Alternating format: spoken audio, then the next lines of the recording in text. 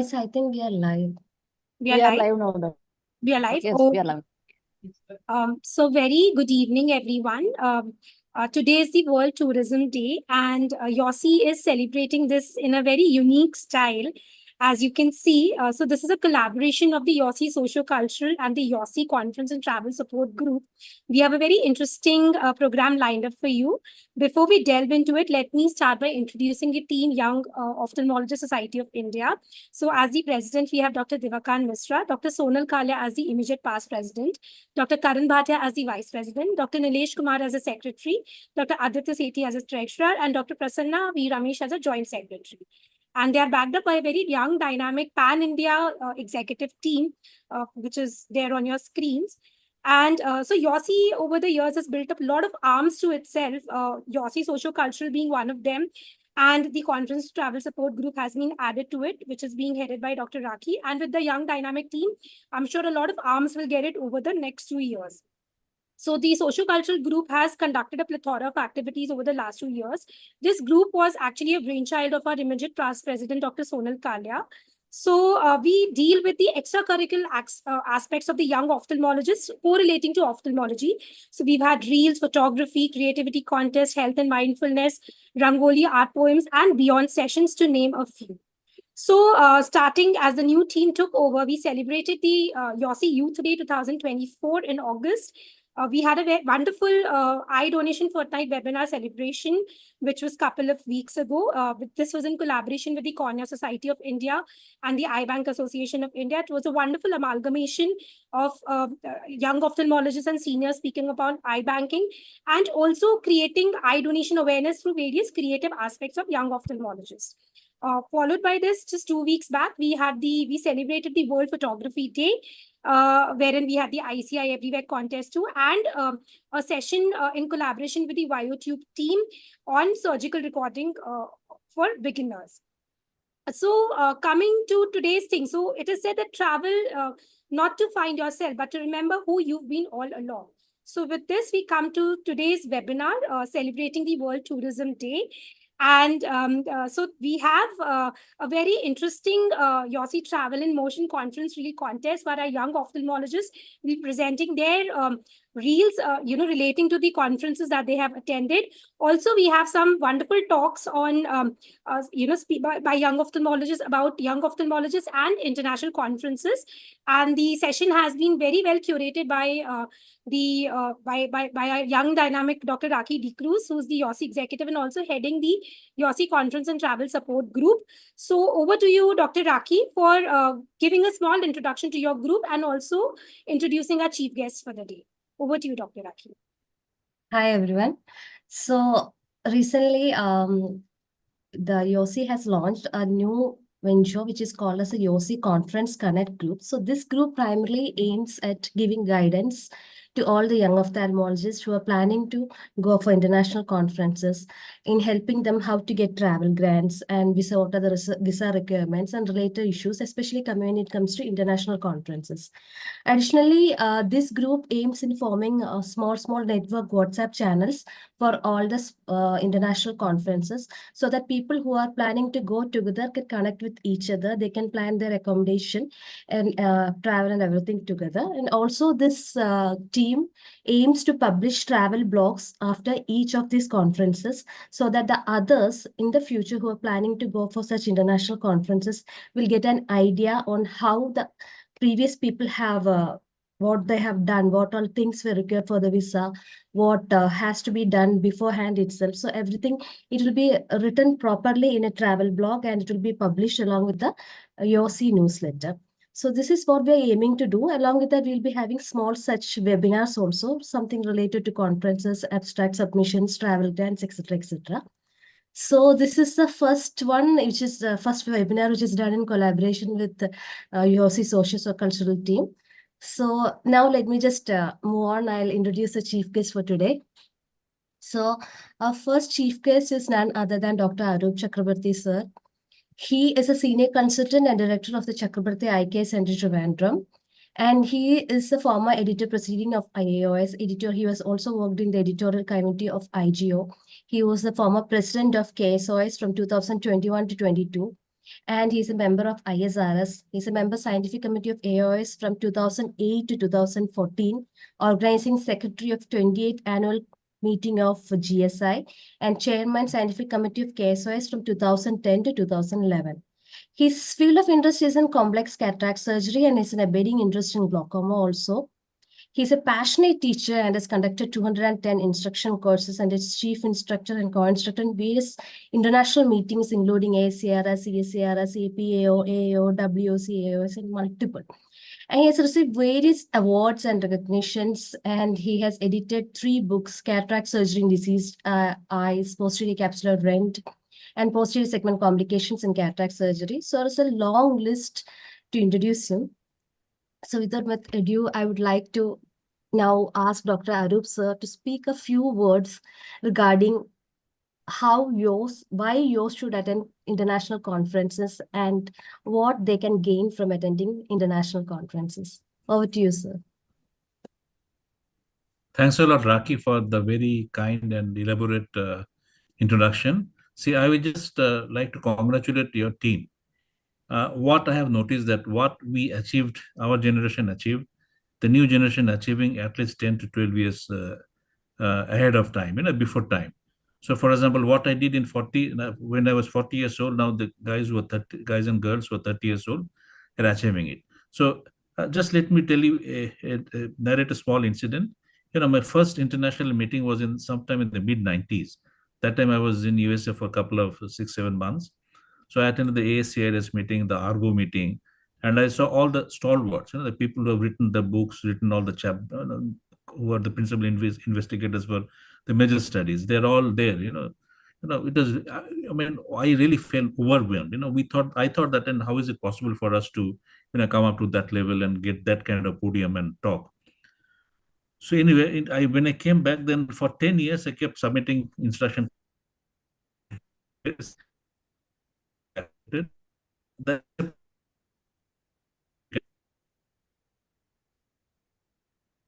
And then I realized that, so those days we had 3 or 4 people who were legends in Indian ophthalmology. Now they were they're dominating the show in abroad on all these international meetings. But then I realized that it is possible for us Indians also to come up, because we don't lack anything in terms of surgical skills, the variety of cases that we do. What we may be lacking behind is the cutting edge technology that doesn't come to India in time. So we if we can have papers, or if we can have courses which we're experts in, for example, different challenging cases and the complication management and all that. So I mean, I started out like that, and then I found out. Then I included some of my close friends, younger friends. I told them that let us come, join together and do some courses together. And I won't be taking names here, but there are 4 or 5 people who have benefited from my, approach in, involving them in the overall journey. Those days, of course, we are paying our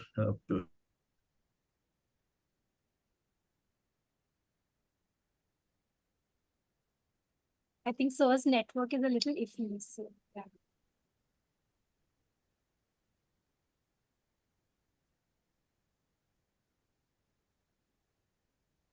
Arup sir? Maybe. I think so. We've lost SIR's network. Lucky. Yeah. Yeah.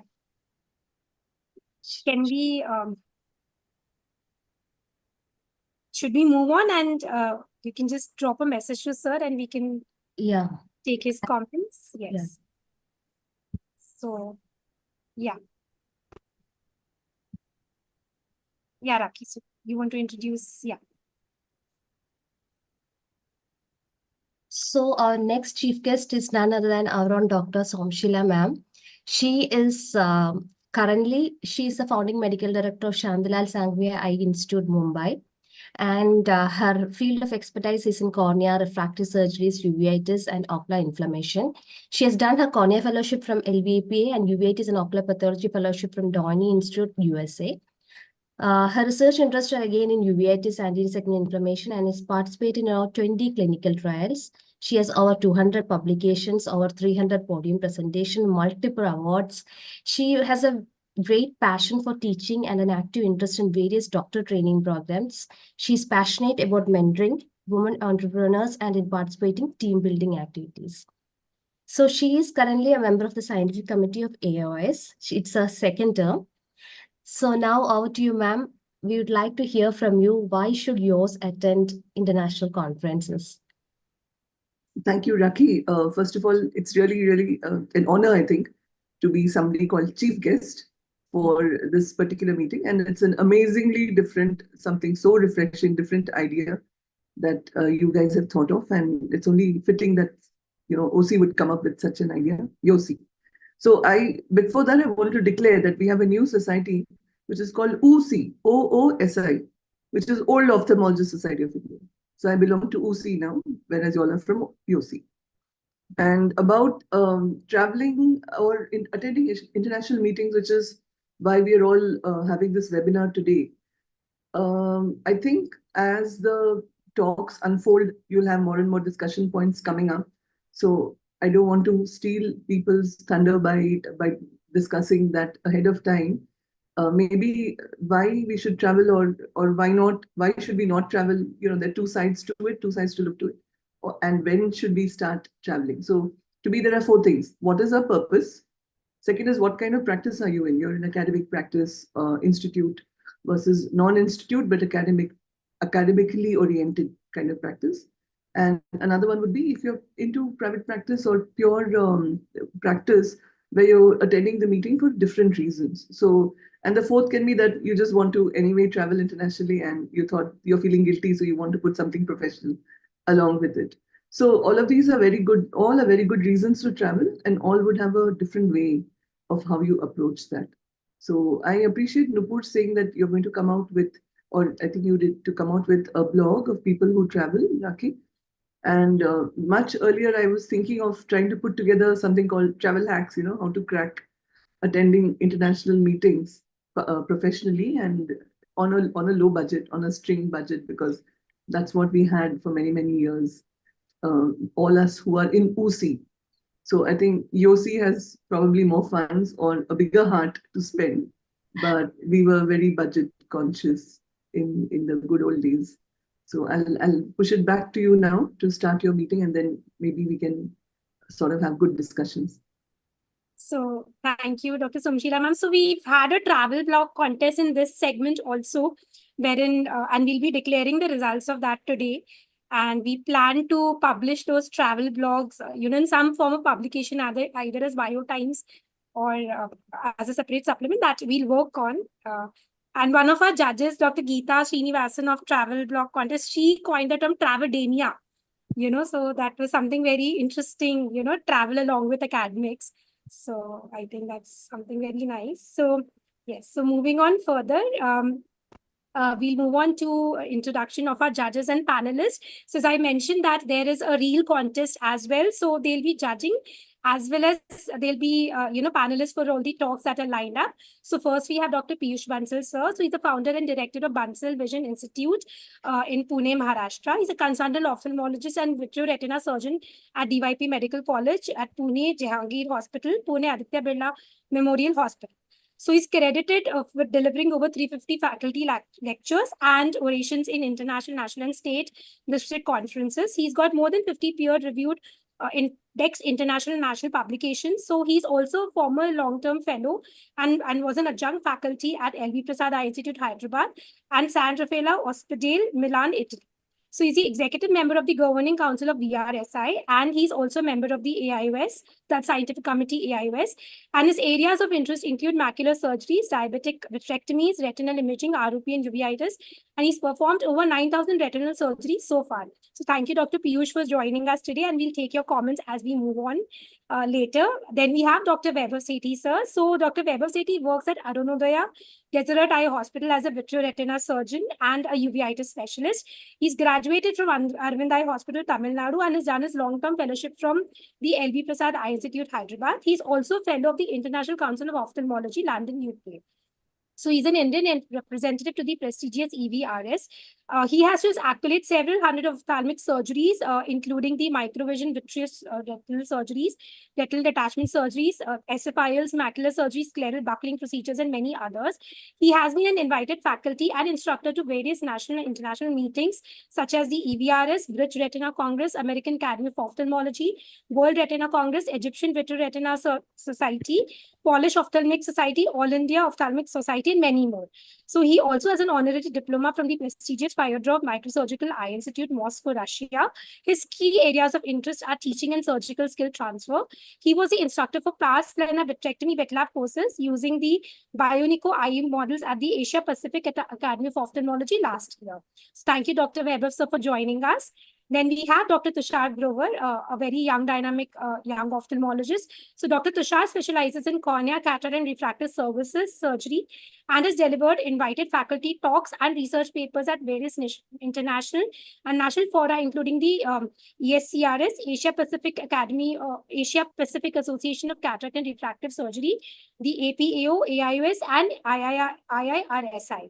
So he's received various awards, including the Best Video in American Society of Cataract and Refractive Surgery, the International Heroes Award at the AIOS, and Best Paper in the DOS. He also has research publications at national and international journals, including the JRS and IGO. He has pursued his master's in surgery and ophthalmology from Arvind Eye Hospital, Madurai, and fellowship in cornea and refractive and cataract surgery from Narayan Netralaya, Bangalore. So welcome, Dr. Tushar, and thank you for joining us. Then we have our own Dr. Gunjan Buddhiraja. So Dr. Gunjan Buddhiraja is also serving the YOSI executive her second term. So she has completed her DO with distinction under secondary DNB from Venu Eye Institute, Delhi. She's completed a long-term fellowship in cornea, refractive, and ocular surface at Dr. Shroff Charity Eye Hospital, Delhi. She's currently working as a cornea, cataract, and refractive consultant in New Delhi. So she's has number of publications in index journals, in international national journals, and has won many awards and winning presentations in DOS and national conferences. So special interests include refractive surgeries, ectatic disorders, corneal disorders, endothelial keratoplasty, and dry eye. So welcome, Dr. Gunjan. Thank you for joining us today. Quickly moving on to the moderators. So this is me. I'm Dr. Nupur. So I'm currently working as an anterior segment and oculoplasty consultant at Eye Care Hospital, PG Institute, Noida. So I was a YOSI executive member in the last term. I'm currently the North Time editors. I'm leading the socio-cultural team of YOSI and the YOSI IROC initiative, which we will begin shortly. And I'm also one of the managing editor of Bio Times. So coming to the other moderator, Dr. Rakhi, we've already heard her before. So young dynamic Rakhi is also a core member of the YOSI socio-cultural team. So she's a consultant phaco surgeon at Ahelia Eye Institute, Kerala. She has completed a short-term fellowship in medical retina fellow at Comtrust Eye Hospitals, Kerala.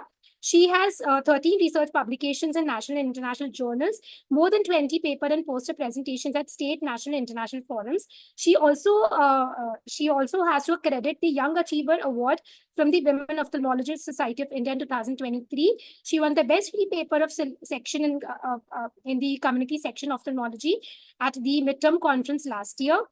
So with respect to governing positions, she's the executive committee member of the Kerala Society of Ophthalmic Surgeons. She's the secretary of the Young Ophthalmologist of the Kerala, which they call YOG. She's a YOSlides core member and a YOSI executive. And then we have Dr. Priya, who will be joining us shortly. So she has done her MS Ophthalmology from Gajaraja Medical College. She's done her MBBS from People's Medical College, Bhopal. She's worked as a senior resident in Shivpuri Medical College. And currently, she's pursuing her fellowship in cornea and refractive surgery at Chitrakoot, Madhya Pradesh. So her interests are dancing and badminton. So without further much ado, we'll start with our the program. Before that, I think we were joined by Dr. Devakant Misra, who's the YOSI president. Is he here? Okay, so I think he has logged out. So no worries, we'll start with our program. So 1 second, yeah. Are my slides visible? Yeah. Yes, visible. Yes. So it is said that we travel not to escape life, but for life not to escape us. And jobs fill our pockets, but adventures fill our souls. So with this, let's begin our program for the day. And our first, we've already had the chief guest address. So our first, program in motion is we'll start with the YOSI Travel in Motion, which is a conference reel contest by YOSI. So our young ophthalmologists had submitted some beautiful reels, with respect to the recent conferences that they had visited. And this is going to be a contest. Our judges are going to be marking them. So first in line, we have Dr. John Davis Akara. So Dr. John Davis needs no introduction. So he is a glaucoma, cataract and refractive surgeon at Chaitanya Eye Hospital, Kochi and Western Eye Hospital, Kochi. He's done his MBBS and MS ophthalmology from JIPMA, followed by long-term fellowship in glaucoma from Arvind Eye Hospital, and the Sir Ratan Tata Advanced Cataract Fellowship from Sankar Netralaya, Chennai. So he has so many, awards, and the whole list is on the screen for you to see. So with this, I'll move on with his reel. So judges, you can start marking his reel, and here's the reel for all of you.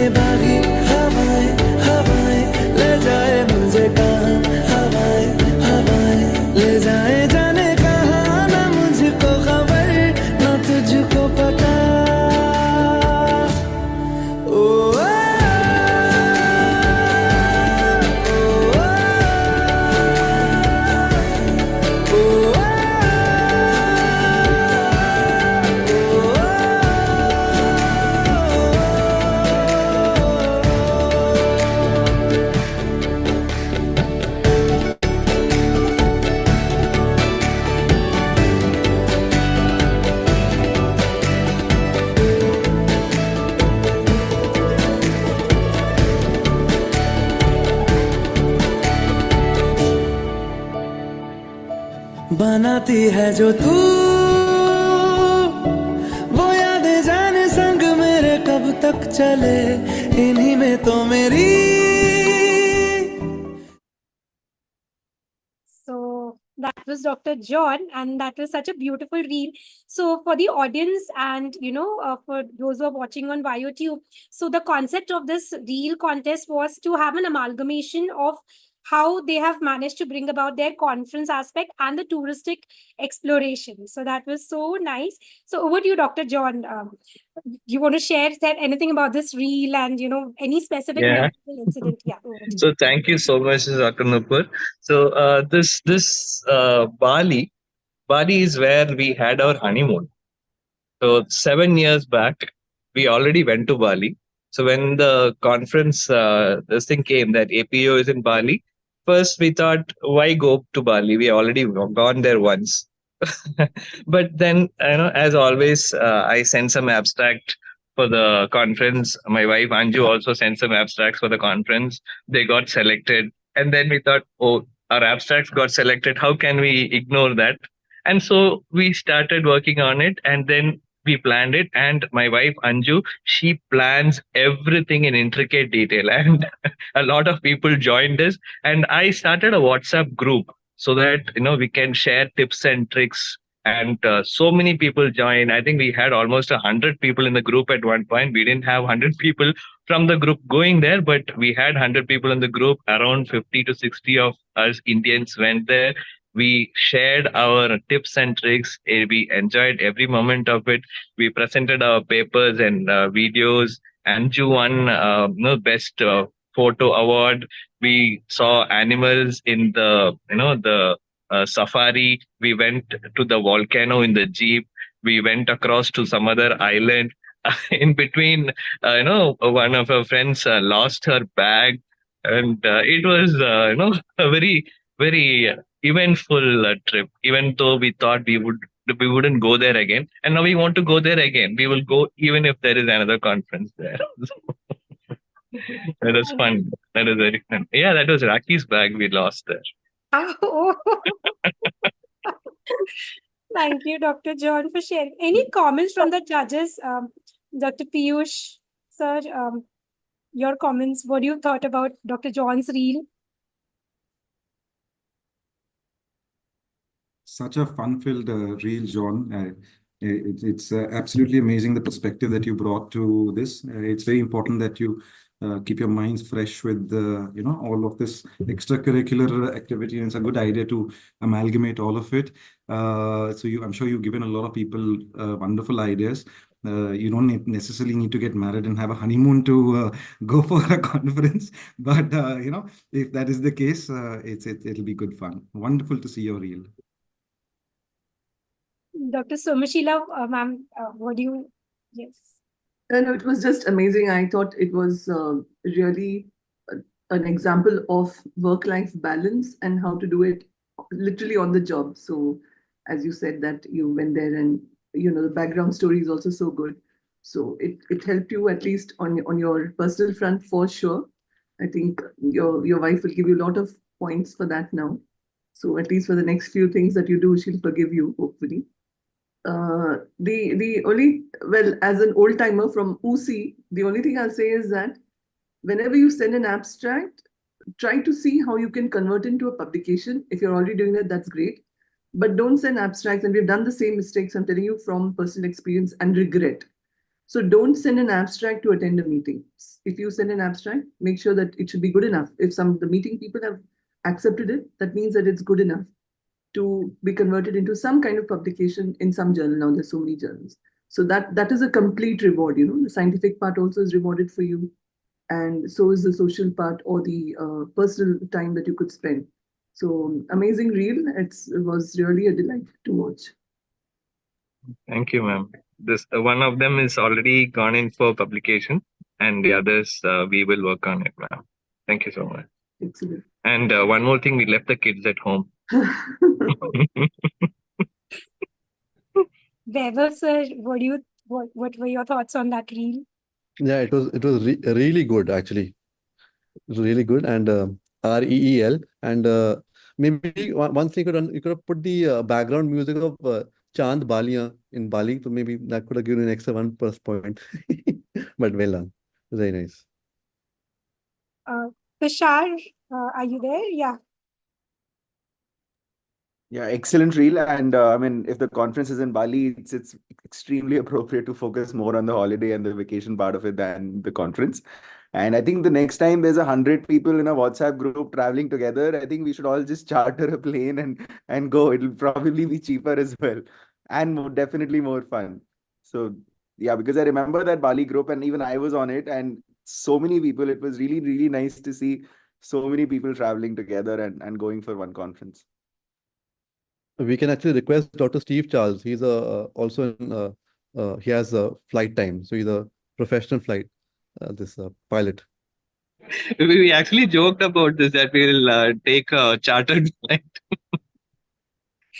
Raki can work on that, no, from your seat. YOSI Airlines next time. Yeah. Gunjan, are you there? Yeah, I'm here. Hi, yeah. So your thoughts on Yeah, Dr. John's so reel? Dr. John is already on one more group. He knows about it. So the new group that he has created is also buzzing around. And next week we'll see so many new memories created. So Yeah, we are it's a fun reel, Dr. John, and nice memories from Bali. So let's see what new things you get in the next conference. Yes. So Thank you so much. Yes, thank you, Dr. John, for sending that reel and sharing it with us. Thank you so much. So moving on, next, Raki, would you want to introduce our? Yeah. So, Raki, would you? yeah, next we have a talk by none other than our Dr. Bhavik sir, Dr. Bhavik Panjal sir. He has done his fellowship in Vittoratin and UIT services from MB Prasad, Hyderabad, and he has 50+ published peer-reviewed papers and reviewer for 8 journals. He has numerous awards and honors to his honor, and out of which some of them needs mentioning, like he has a lot of travel grants, ICMR travel grant, SCRB travel grant, and APVRS travel grant winner in 2022. And he has numerous awards like APOS, AOS Midterm Best Paper Award, and Bridge Retina Congress Best Paper Award. And he has numerous positions also, like he was IGO sub-editor in 2019 to 23, APVRS LDP candidate of 2020 to 2021, executive committee member of YOSI 2021 to 2024, and he's head of the campus LVP Vizag from 2021 till now. So welcome, sir. So we'd like to hear from you on your topic on why should yours attend international conferences and which conferences to select. Yes, thank you so much, Raki, for the kind introduction, and thank you, Nupur, and everyone for this invitation as well. So I'm going to share my presentation. I'm going to focus on only on the positive aspects of this, and we can have a debate whether when we can attend, when we don't have to attend. And Dr. Somshil already touched upon it. Right. So can you see my screen? Yes, Dr. Bhavik. Yes. Wonderful. Okay, so the topic is very simple. Why young doctors or ophthalmologists should attend international conferences. This just does not tend to only for ophthalmologists. The points are common. So we thought that since we are going to talk about young ophthalmologists attending international conferences, we ran a poll 2 days back to understand what is the current trend, okay, of young doctors. Dr. Somshila brought in the point, Dr. Arup brought in the point about uh, cost of the travel, right? So let us go through certain questions that we asked, like, have you attended any international ophthalmology conference in the past 3 years? So the answer was 68%, close to 71 third of the young doctors have answered as no. Okay, so I think this also is bringing out certain points which we'll discuss towards the end of the presentation. The next question was, how often do you attend international conferences? So, leaving the 50% of the population saying that they never attend, it is mostly once every few years. Only 16% of them attend multiple times a year or annually. Okay, so that brings just an introduction to the talk. That brings to my actual talk, that why young doctors should attend international conferences, importance of international exposure for their professional growth. Okay, the first most important point is cutting edge knowledge. Okay, one is not just to gain knowledge, but also to understand that what you are doing right now, what you're studying or what you're practicing, is it on par to the global evidence or not? That is one thing which you can, when you interact with peers and all. Okay, so you get exposed to the latest advancement techniques and research in medical field which are present in the conferences, and you stay updated on breakthroughs to provide better patient care. That is what is eventually our aim.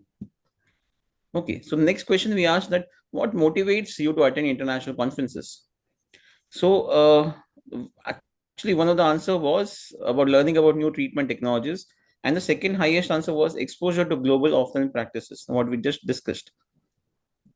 Okay, next important point which comes here is networking opportunities. So when you are presenting, when you interact with your peers, or you can have your ICs which are sent through different peers from other countries as well. So build a network of contacts from around the world. You can get people from different continents, different countries, where you can collaborate with them.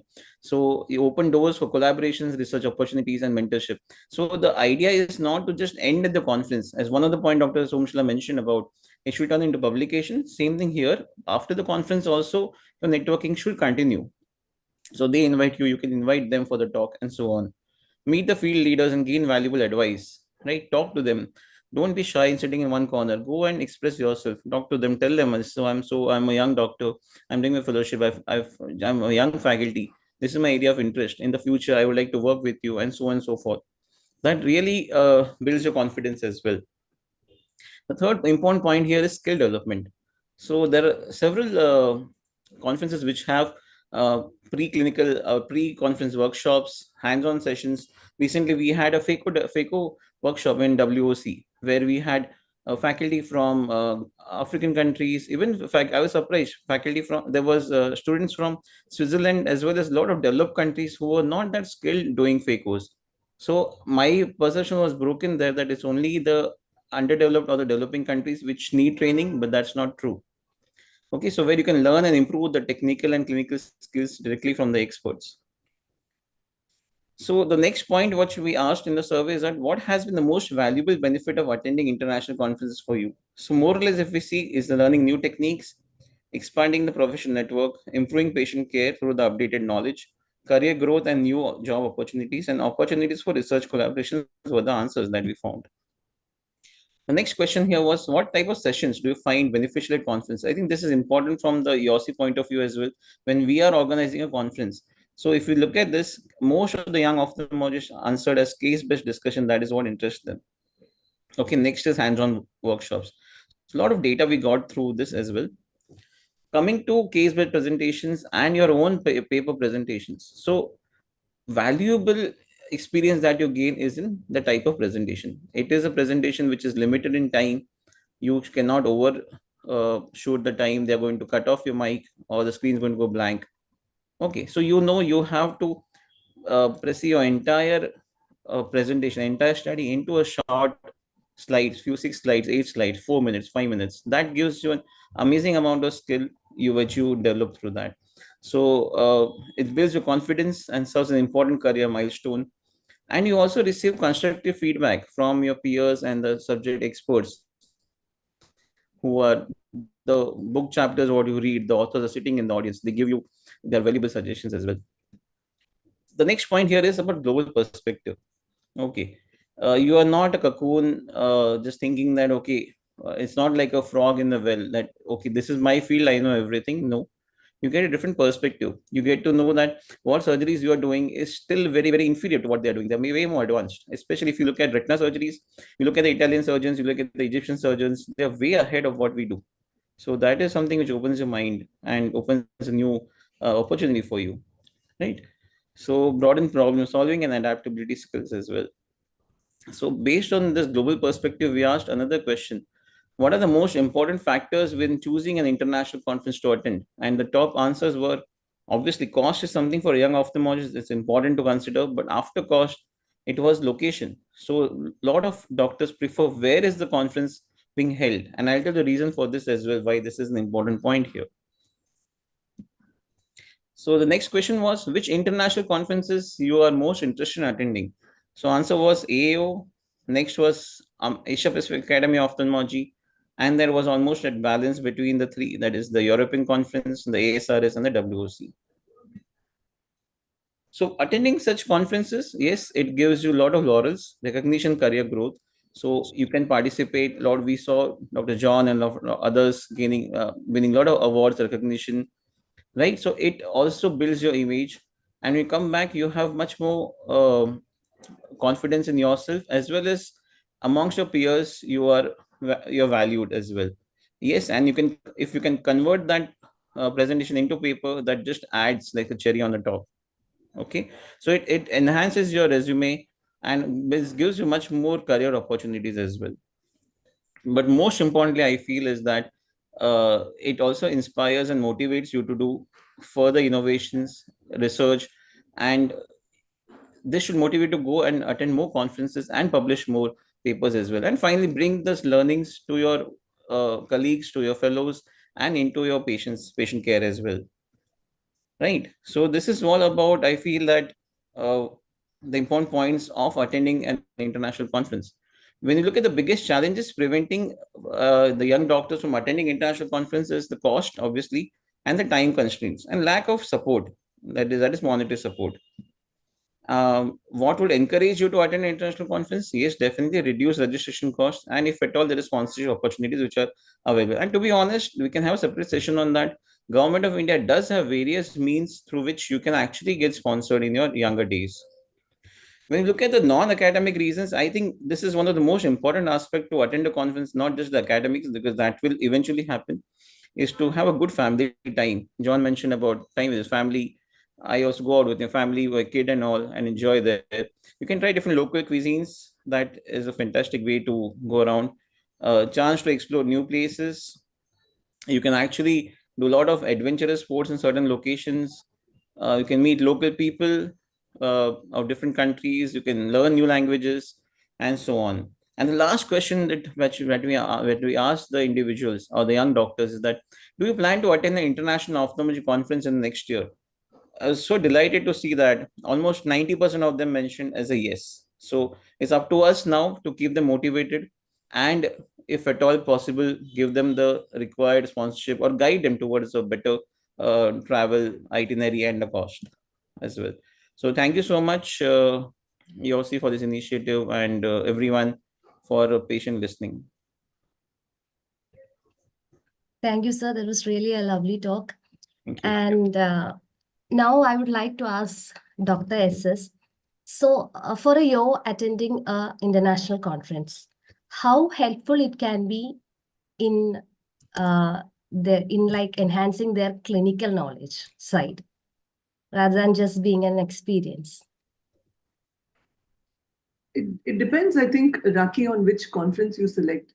So in the younger years now, which is a long time ago, I used to find attending the subspecialty sessions in whichever meeting, whether it was the academy meeting or ESCRS meeting and even APU, I used to find that of great value because there were many things I didn't know and many techniques, as Bhavik mentioned, that we don't do or we're not exposed to. So though India is very surgically skilled, we have lots and lots of very, very surgically skilled ophthalmologists, but still there are gray areas. And retina, obviously, I won't know anything what they do, but as Bhavik mentioned, that retina, they are sort of, there's a lot of things to learn. Similarly, even in the field of cataract surgery, including in the field of managing complex cataract surgery and say subluxated IOLs, and so you have instruction courses running on these specific themes. So academically, it adds a lot of value to attend those subspecialty sessions of your choice. So you have to also, the homework starts not just for the non-academic part like the travel and so on, just like how you would scan and see a lot of tour itineraries and see how to fit it. Even the entire meeting has to be handled like you're trying to make the best out of a tour package. So you have to make sure that you're on the right hall at the right time and what sessions you want to attend, because most of these meetings have sessions going on at the same time. So you map that out. And of course, after you go there, you might have to change your mind. But for somebody like me, where most of the time it's sponsored by the institute, occasionally you might go on your own cost, but you can't accept funding from industry, for example. So, or you can go on a grant or something like that. These are the only options for you. So most of the time, it's been very precious to attend these meetings. So rather than clubbing anything during the meeting hours or during the meeting days, you can extend your visit or something like that. So you have two separate compartments for academic and non-academic. So that way your complete focus is on academics. I don't know about Bhavik, but I think it's very distracting for at least the woman ophthalmologist to take the child along unless their spouse is equally involved in childcare. And so half your energy goes there, or maybe more than half. So what John did was very smart, John and Anshu, but I don't think everybody can do that. So these things are to grapple with. So if it is a heavy academic meeting, then it's best to go for it for the academics, and therefore your travel plans or something takes a back seat. But if it's a sort of a more fun location like Bali and also, you don't want to give up those kind of locations. So that's how I would look at it. Thank you, ma'am. Great tips. One more question to Dr. Vaibhav, sir. Sir, for a year attending who is just out of a fellowship attending an international conference, for them it will be like an Alice in Wonderland moment. They will not be understanding most of the talks. The accent will be different. The people, everything will be like an Alice in Wonderland moment. So how should they go about in utilizing the networking opportunities, which is usually available with the international conferences? I think that's a very, very good point, because what was talked about and is very relevant. Networking is one very important part of international exposure. So, what I mean to say, what I've learned over the years, and which I think all young ophthalmologists do learn, is that it's never. You don't have to feel shy or fall short. You just go ahead and meet the person, make connects with the person who's sitting next to you, who's there, who's the speaker. You can go and tell them you enjoyed the session, and you ask a few questions, take their email IDs, and then keep in touch. The most important part is keeping in touch with them, and you will find that it will become very easy. And so you build our network around that area in different parts whenever you go for a conference, and make sure you always have a list of speakers who are there in your own session in specialty you want to meet. So you make a list and you specifically take out time and you meet them. And then that is how you start networking one by one. So it's like it takes time, but it's a very, very good I think opportunity, because it's an experience to network and understand. And then what happens is you start traveling more often and you meet them again and again in different conferences, because you have same specialty. It becomes even better and easier. Raki, can I add a quick point here I don't know where Webber added it. I was temporarily distracted by some phone. So the quick point is that it's always good to go with a mentor of yours or some senior colleague who's an old hand at meetings, because not only, especially when it's your first meeting. Otherwise, if you go on your own or even with your own peer group, then you really don't know what to do. So that's another learn from my mistake kind of thing. And so the hand holding and in which direction to go, what to do, even if you talk to them before the meeting and if you have somebody on the spot to introduce you to these people, because they don't know who you are. And Bhavik, as he said, that you have to make connections, and very important. So the way to have a sort of quicker way to make connections, if your senior introduces you, say that this is the doctor from my team and this is so and so on, and introduction, a generous introduction about you to them, so they know who you are and they are more ready to collaborate. So that you should try your best to get someone. That's what I would do if I could rewind the clock. Not to just go and expect to understand what's happening. I have the same experience, Alice in Wonderland kind of experience that you just mentioned. And it's overwhelming. So you end up wasting time trying to find out what you're supposed to do, where you're supposed to go. True, ma'am. So I would like to add that Dr. Arup Chakravarti was my mentor for my first ever international conference. You're very lucky then. I was not even sure whether I should go. My father was also not very sure. And so finally we asked Arup sir, and he said, I'm going, you come, we'll go. And that's how I went to my first ever international conference back in 2016, I think. Yeah, 2016. Thank you.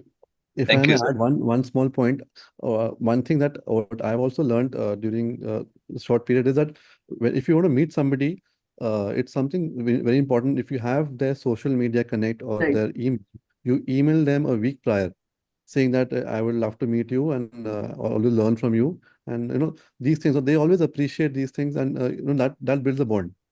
That's what I've learned. You make a list of people, and then when you meet them, they're already expecting that you'll be meeting them in the conference.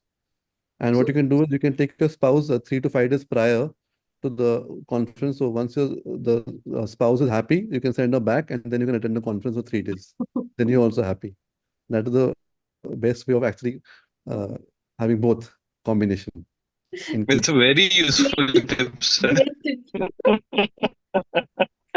Pre-conference, I should go. Yes, sir. I was about to say the same thing. Either pre or post conference, once your meeting is ending, you call your spouse and then Post is too late, because post you already enjoyed. You see, you already done the conference, and the spouse has seen all the pictures. So if it's pre-conference, then spouse is happy on the way back, and then you can actually do your networking. This is where experience speaks. So yeah. Okay. Dr. Nopur, I think we can move on to next one. So moving on with the next, so we have a reel again. We are with the second reel of the contest. So this is Dr. Soumya PP. So Dr. Soumya is someone, I made friends with because of YOSI. So that's how, YOSI is all about connecting with people. So Dr. Soumya is a consultant glaucoma and phaco surgeon at Trinity Super Specialty Eye Hospital, Palakkad. And she's an enthusiastic surgeon and a passionate dancer and a traveler. She's done a PG from RIO Trivandrum and fellowship from glaucoma and cataract surgery from Ahilya Eye Institute, Ahilya Eye Hospital, Palakkad. She's a faculty in national and international conferences. She's got several awards, including the third prize winner E-Video YOSICon and the IIRSI photography runner-up, etc. So her most recent conference was at WOC 2024 Vancouver. She had an IC on complicated cataract surgery and video in the innovation part in cataract and refractive surgery. So here's Dr. Soumya's interesting reel. So, yeah. वो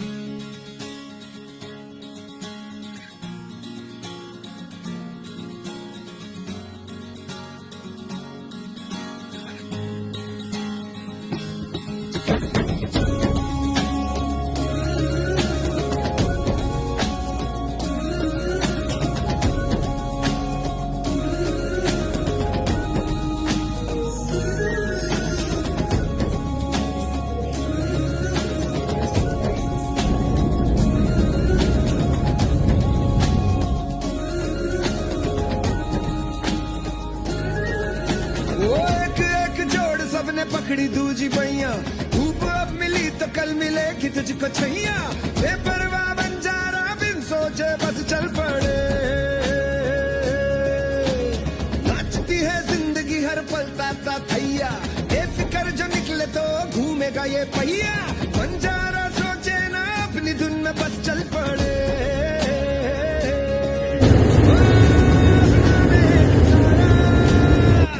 है दुआली है खड़ा एक बार देख ले तो टूट जाएगा रे हे यो बंजारा दिल दमारा है यो बंजारा रे हे यो बंजारा दिल दमारा बेपरवाह चलता रहेगा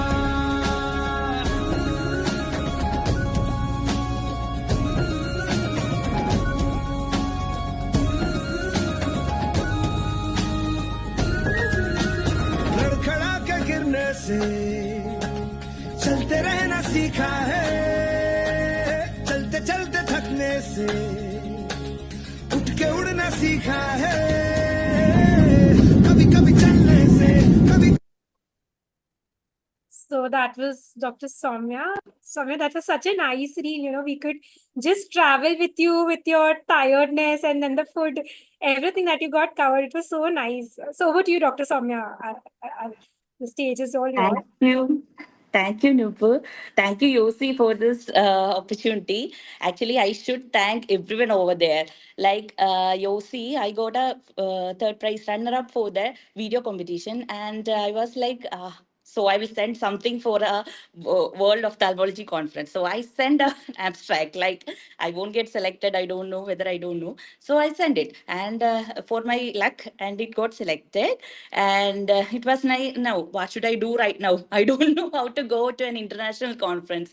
Actually, it was my first international trip as well as first international conference, and it was my first and IC and my first solo trip international. Everything was first time. So I asked first of all, one thing came to my mind, and whom should I contact? So I contacted John for that, and he created a group for that. He is very good at it. So I should thank John for that. He was initiative for that. Then I got contacts from that. Then I asked Arup sir, so how should I go and how should I go on with an international? He guided me like anything. And the last moment, like Bhavik asked me, can you do an IC, like become a co-author for that? So it was a luck for me. Like video got only selected. So this IC was a second luck for me. So I was like, oh, I will go. Then last minute I prepared everything, and like I was so tense. I don't know how to go for an international trip. I don't know how to manage everything.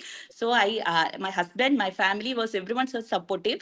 They couldn't get a visa because it was really expensive over the Canada. So my visa process was very smooth for me. Actually, I don't know. It was very pure luck for me, and I could go over there. And you can see that face. How am I going? I don't want to go. Somehow I have to go. So I went, and then I got a few friends in the flight and all, and my phone was not working. I don't know what to do over there, like how to manage that phone calling or how should I call home. I never knew anything. So everyone in the flight told me that it was like 14 hours flight. So everyone, I talked with everyone. So everyone told me that you have to recharge and you go. And then I had a blast over there. Actually, it was my first story. You can see that how much happier. So I was so tired. So like, what should I do? I don't know. Then I had a blast. So when I reached there, I knew that I had a lot of potential. So I was not afraid to speak in front of all those people and to make friends, to travel solo to all these places. And I never knew that I could enjoy as a solo traveler. So in this trip, I knew I could enjoy as a solo traveler. There is no problem. I was so happy. My child also accepted it. She's just turned 7. So she was like, she was taken care. She was like, "Amma, enjoy." All the videos, and when she saw the killer whales and everything, it was my first kind of experience. I don't know whether I will get it one more time. I could see the whales and everything. See the everything. It was very nice, and I could explore all the cuisines. I explored. Yeah, as you can see, I could explore everything, every cuisines, and I made a lot of friends. And I like enjoyed for about 5 days. The conference was there for 5 days. Then 5 days, I took myself for everything. Like I enjoyed. That's it. You can see from those videos how much happy I was. Now my confidence level has increased to an extent. Like it was a very big opportunity for me. I made few friends. I had contacts. I have a lot of contacts right now. So it was a great experience for me. I think everyone should go. As females, we will be like, oh no, no, no, no, no, no, no, no. It's very tiring. How long we can go? So I traveled like the opposite to India, and it was a great experience. I should say every female should try this. I was not that bold, but after this, I will definitely. I was telling family like, I'm going to go for the next few international conferences alone, not with the family. It's like very nice. Thank you, Thank you, Yosi. Dr. Soumya. That was your excitement is palpable in your reel, and the way you described it. So the best thing I think was that solo traveling thing. It was super. So Dr. Somishila, your thoughts on Soumya's reel. Soumya, just fantastic the way you described your reel and your first international travel, not just conference travel. So that's amazing. And, hats off to you and for your confidence. It's just great. And I just had a look at what are the other people going to present. So I think I'll not be stepping on what their topics are. This is something that nobody will be covering in their talks.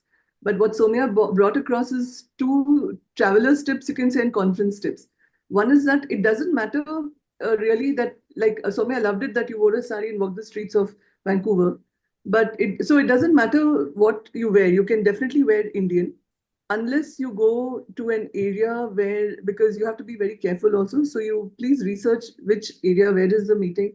And there is a lot of, I would say, anti-brown sentiment in Canada, in many countries now, in UK, London. So to be a little careful about that. So you want to sometimes, for that reason, look like a local when you go sightseeing. So, but for the conference, and a sari is perfect, a dress is perfect, whatever you like. It doesn't have to always be, just what others are wearing. So you can have your own sort of individual dress, your own signature dress, if you like, for meetings.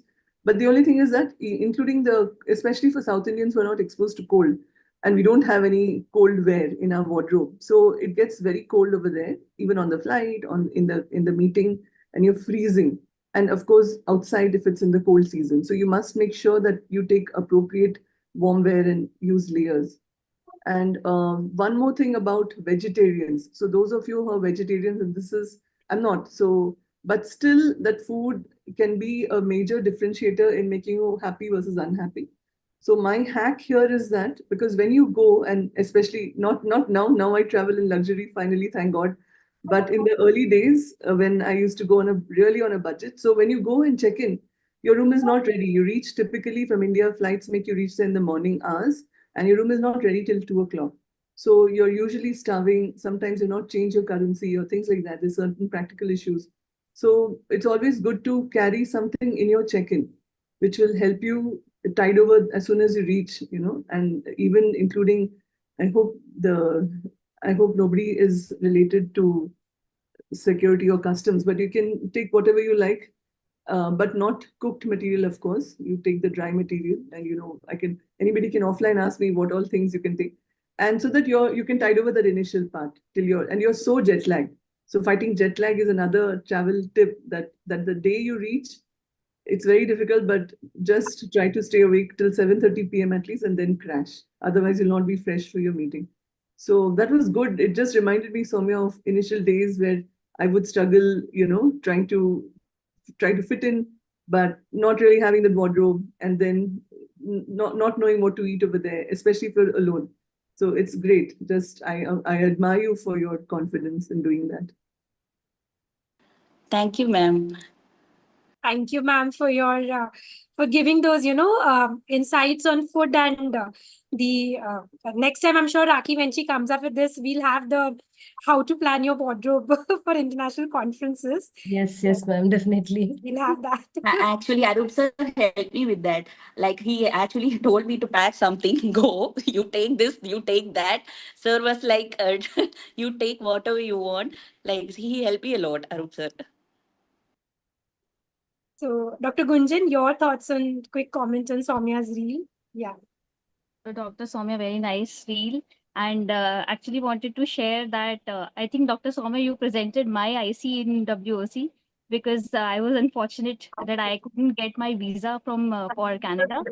So I mean, it's good to see that you had a lot of fun and really good that you could travel alone this for this trip. So, and very nice memories, and of course the food part that you shared is very nice. So I am really thankful to you that you could do everything very nicely, and let's see what the future holds for you next. Dr. Piyush, sir, your thoughts on Soumya's reel? Dr. Piyush, are you there? Okay, Tushar, yeah, Piyush, sir, yeah, fine. Yep, give me a second, Nupur. I'm actually on another webinar also at the same time. But such a lovely, lovely. Am I asked? Do I make a comment on Dr. Soumya's video? Yes, yes, yes. Yeah, absolutely phenomenal, fantastic. I thoroughly enjoyed it. It just brought me back to the first initial conferences that I had attended. Some of the excitement was palpable. The infectious energy just wants to makes me feel like going back again, revisiting. But just like Dr. Somashriya said, there are a lot of points that she's covered most of them that perhaps when you're traveling for the first time, one should keep in mind because they can really dampen a trip.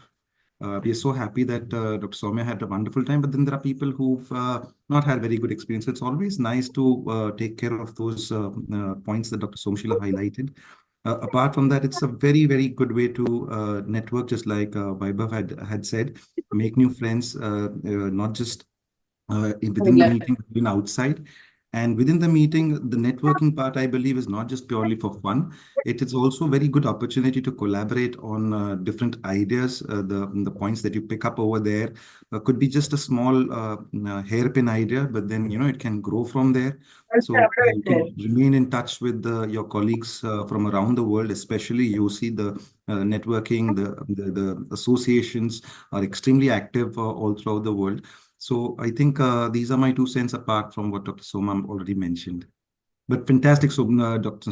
Soumya, what a lovely video.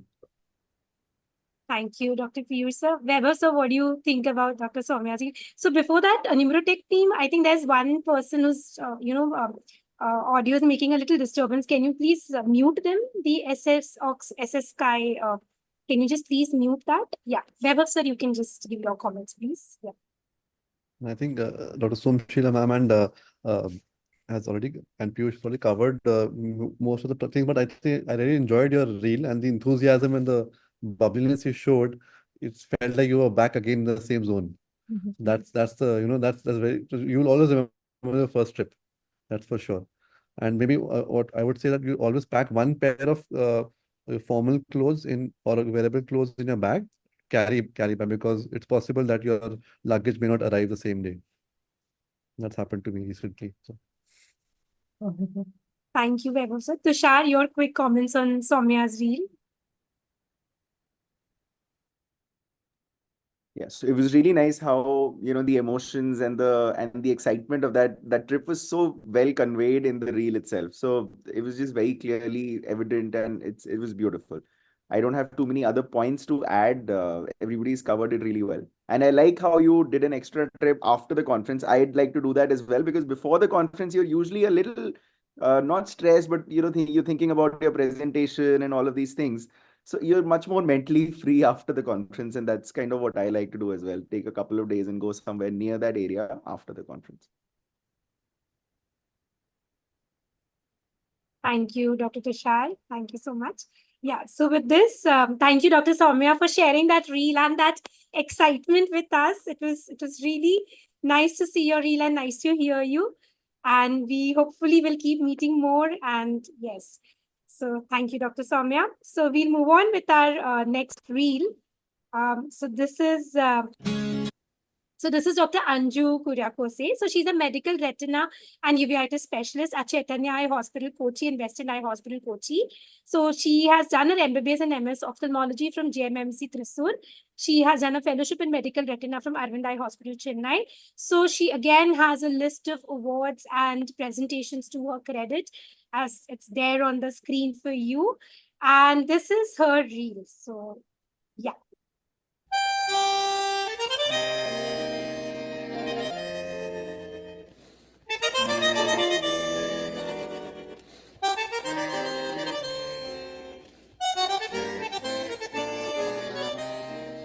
सी हंसी इतनी सी खुशी इतना सा टुकड़ा चांद का ख्वाबों के तिनकों से चल बनाए आशियाँ इतनी सी हंसी इतनी सी खुशी इतना सा टुकड़ा चांद का ख्वाबों के तिनकों से चल बनाए आशियाँ दबे दबे पाँव से आए हौले हौले जिंदगी होठों पे उंगली चढ़ा के हम ताले लगा के चल गुमसुम तराने चुप के गाए आधी आधी बात ले आजा दिल की ये जमीन थोड़ा सा तेरा सा होगा थोड़ा मेरा भी होगा अपना ये आशिया इतनी सी हंसी इतनी सी खुशी इतना सा टुकड़ा चांद का ख्वाबों के तिनकों से चल बनाए आशियाँ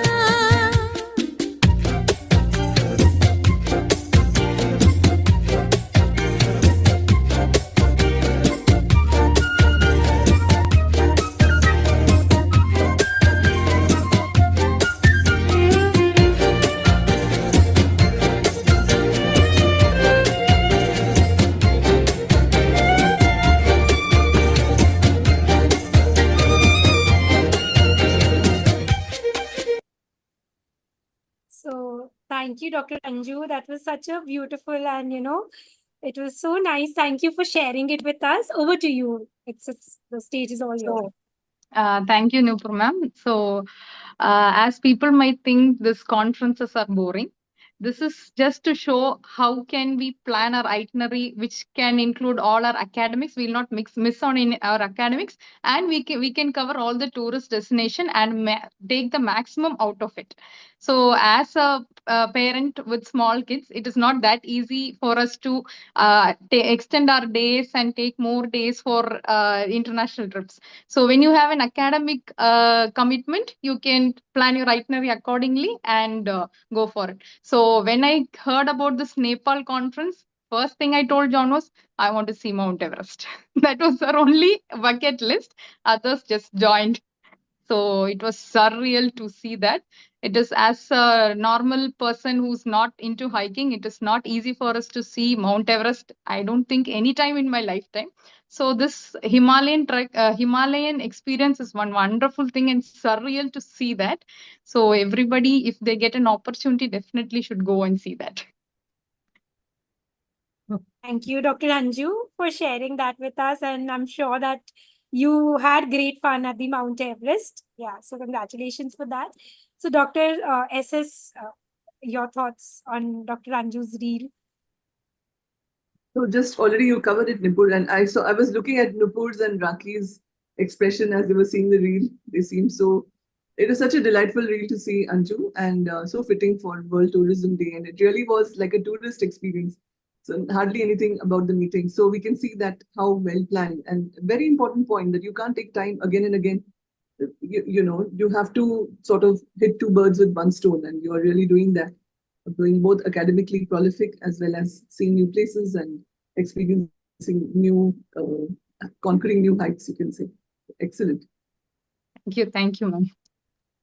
Dr. Tushar, your thoughts on Dr. Anju's reel? Very nice. So the views of Mount Everest were amazing. I would love to maybe go to Definitely go. sometime. Really nice. Thank you, Tushar. Yeah. Dr. Weber, your thoughts? Yeah, it was lovely. Actually, good. Even we took a tour of Mount Everest through your reel. It's very nice and nice to see the lovely pictures. Well done, well presented. Very nice. Thank you, sir. Dr. Gunjan, your thoughts? Yeah, so Dr. Anju, you truly, both of you are setting couple goals for people to see. And very nice trip that you had. Nepal is actually very beautiful. People should actually go to that place. Yes, So definitely. very nice. Take on the conferences with the work-life balance. So good to see both of you doing very well. Thank you. Thank you so much. Dr. Piyush?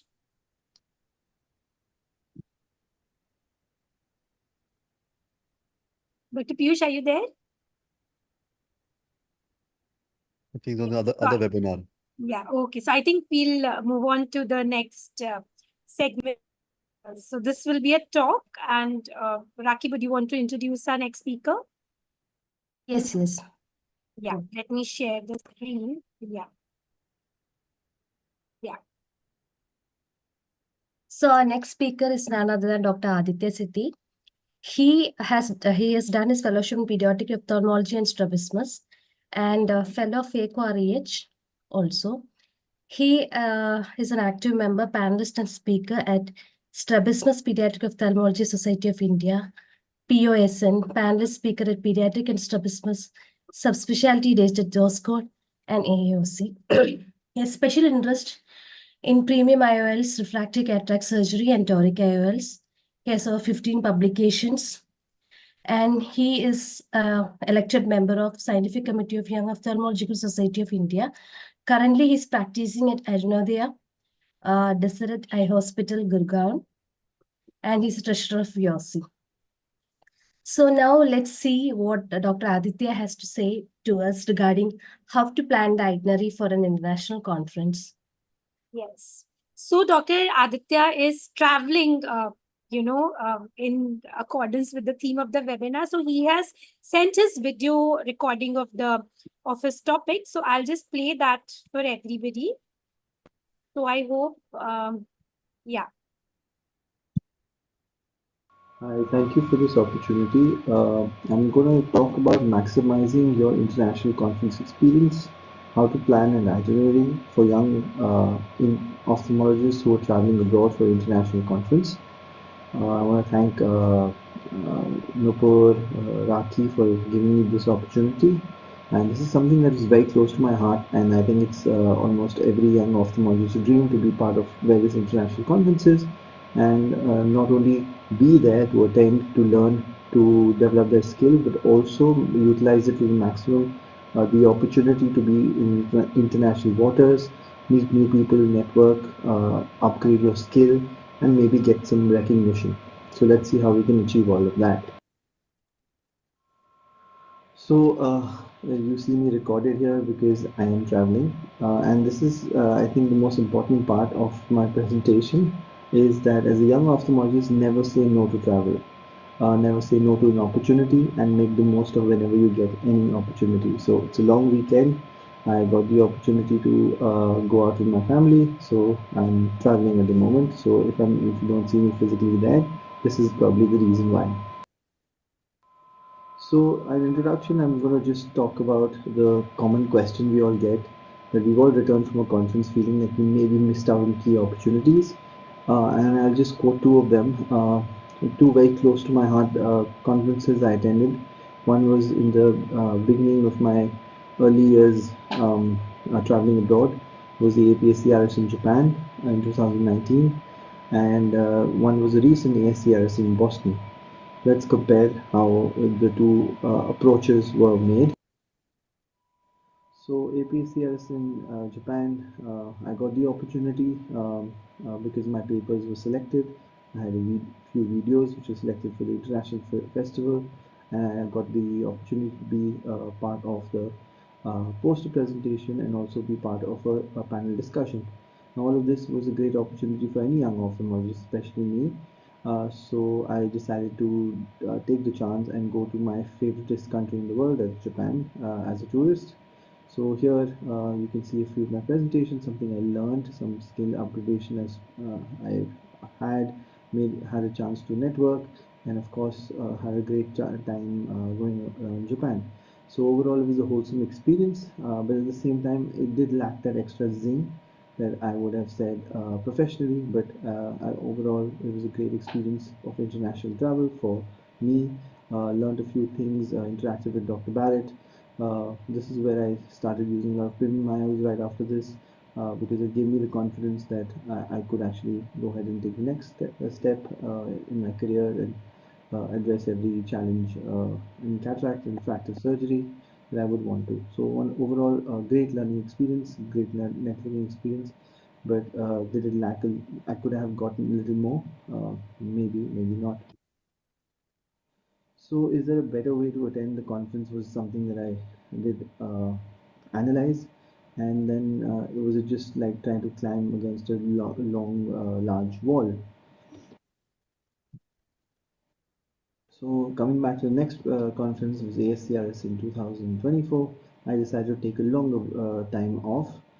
Decided to write to a couple of universities, and this is Dr. Hatch, who I shadowed and observed in Boston, in Harvard University. I also got an opportunity to attend iCelerator, which is a pre-conference workshop on startups and the business side of being an ophthalmologist, and got to meet a lot of my mentors and friends who have been interacting on webinars and never met before. Dr. Kathleen McCabe, who is an organizer, got an opportunity to be in OTs in Utah and in Harvard, and that did play a major role in how I approached things later on. Had a lot of fun with senior colleagues and colleagues at the Party for Purpose. Also got invited to be a Indian ophthalmologist trainer for the Young Eye Surgeons program, and trained a few of the ophthalmologists from all over the globe, not just the US. Met a few mentors of mine who have done the same for me and trained me. And of course, we went ahead and had a great time with all my mentors, and also got a unique opportunity to hold a session on volunteer eye surgeons at the ASCRS, which I think was a great way of networking, great way of putting all our developing all programs, and had great mentors right there, as you can see in the picture. The introduction of the international travel and conference abroad is a gold mine for knowledge, skills, and connections, but only if it's approached strategically. So why attend international conferences? You need global learning, exposure to cutting-edge research and innovations. You need to network, build a global network of peers, mentors, industry contacts that you will want to approach to. It's a great career boost because it gives you opportunities beyond your workplace, and it opens a Pandora's box of ideas that you would want to explore later on. Cultural exploration, you need to get the bonus of travel. Go to a different country, learn a new culture, expand your range of thinking. So three pillars of conference success are knowledge, networking, and growth. Knowledge is choosing the right sessions, the course and workshop you want to attend based on your goals. Networking is a craft and execution of a smart strategy to meet industry leaders, potential collaborating mentors, and growth is just beyond the conference. It's a total overall experience of the opportunity of being abroad and gaining some long-term career. So the pre-conference strategy that I would like to divide it into part 1, part 2, and part 3. Part 1 is the pre-conference strategy. Here we go ahead and first research, maximize educational content, identify the sessions you want to sit down to. For me, it would be pediatric updates, cataract innovations, new surgical techniques. Use the apps and the websites available by the conference to actually make a list. Research every speaker background, know your speaker, know their background, the industry that they come from, so you know exactly what hot topics or who you really want to go and follow. And tip, prioritize early registration for must attend workshops or hands-on, because they actually get filled up much faster, including the skills, wet labs, and all those. So the second part of my pre-conference strategy is always get your travel right up there and get your flights and accommodation done in an appropriate manner. Don't spend too much here because you're a young ophthalmologist, you want to waste your money. Get some health and visa preparations in mind. I usually use Google Flights and then I use my Skyscanner to get the best connectivity. I generally have a hop on, hop off sort of a flight, which saves me a lot of money and also give me the opportunities to explore a new country, which may not be my conference country. And I make an itinerary before I go ahead and plan it. So this is something which is very personal, so I won't go dwelling into how I do it, but it's something which is very personal to everybody. So just try to get the right deal and make some sacrifices. Look for association short courses or observership because not only is it what you learn, it's the way you learn it as well and who you learn it from. So an overall new exposure, new setting, new country gives you something more than just the skill. It gives you the learning experience, ability, growth, training, competency, knowledge, all of them. And the conference experience is my second part, the art of session selection, curating your learning. So go beyond the obvious, attend the interdisciplinary sessions that offer fresh perspective. Don't attend the same session everywhere. For example, hard cataracts in every session. Think of new ways or interdisciplinary session that you know may give you a little edge. For example, using flax for hard cataract, or for example, using Zepto, or maybe something absolutely different. Maybe using mix and trying to learn a new thought process that you wouldn't have done otherwise. Mixed lectures, live surgeries, panel discussion, interactive workshops. A pro tip here is attend sessions that provide download with intent and supplementary resources so that you can get back to them again. Most of the conferences now actually give you a year's data that you can get. Second is network like a pro. I think most important part, pre-conference networking, use social media handles, go into social media accounts, try to meet young ophthalmologists from the other conference sessions, try to connect with them, reach out to them that maybe we can have coffee together or maybe something else, and keep your elevator pitch. Elevator pitch is basically a small focused pitch that you would want to start with. It shouldn't be just like can I have your business card, or oh, I'm a big fan. You maybe want to ask them more serious questions, like for example, what sort of trend in ophthalmology you're excited about, or maybe you ask your mentor a question which leads to finding out if you can do a short-term fellowship with them or something else. And after the event, actually go back home and follow up with them. Add them on Instagram, add them on LinkedIn, send them an email, maybe a photo you clicked with them, put it out there so that they can remember who you are. Part two of this conference experience is maximizing the exhibition hall. It's not just in the lecture hall, you also want to go to the exhibit hall. Look for innovative solutions. There's a lot of stuff happening in these international conference exhibit halls. They have interactive ways of engaging the people. They give you hands-on. They give you one-on-one mentors that you will probably not get the opportunity inside lecture halls to meet. So go there, spend some time there as well. And this is where you can actually ask manufacturers or technology reps questions. I had a great time discussing a lot of new innovations with the technology reps, which I didn't know the information for, and the way they explained it to me was much more than what I would have got in a lecture. So tip is attend exhibit sponsored events for small group learning. It gives you an opportunity for early learning and also discovering new tech and maybe getting one-on-one. Part three is the post-conference leverage. Something very important we often forget is after the conference what happens. This is where you put your insights into action, how to implement learning immediately. You debrief and recollect, jot down all the important points that you want to take home with after this conference. Create a plan. If you want to put a new research or new collab into structure on the action plan, have the 30, 60, 90-day action plan. Sharing knowledge. Present all your findings to your colleagues in your hospital or your clinic, or maybe even a colleague from Young Ophthalmology Society of India, or in a webinar like. And the third part, the next part in the post-conference leverage is staying connected, the power of global networking. Keep connected with everybody that you meet. Go on WhatsApp, go to LinkedIn, send emails. Offer value of sharing your work, of collaborations. Don't compete, collab as much as you can because that really helps growth overall and over the globe. And of course, the most important part, travel, cultural exploration. Take time out of your conference after your conference is over. Go around, see the city, see the place around it, travel a little, personally recharge, take these short breaks that you can actually make a lot of difference in how you go ahead and get to work. Especially just for young ophthalmologists, maximizing the opportunities, find out some mentors that you want to go, approach them, talk to them, present your work. It's a great feeling to be on an international podium representing your country, and take this as a great honor and do it perfectly.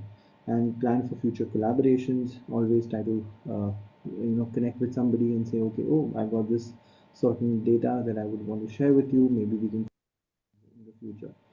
Further tips is plan and prepare, be intentional. Everything you should do should come with the right and proper intention, and be action oriented wherever you can. Some questions for the panel. How's your experience been while traveling abroad? And what's your biggest challenge when you attend an international conference? And what are you actually looking for when you're attending an international conference? Hoping this discussion takes firm interest for all the attendees. Thank you for these opportunities. And I'm available online whenever you want. We can have a chat about this, and please connect. Thank you so much.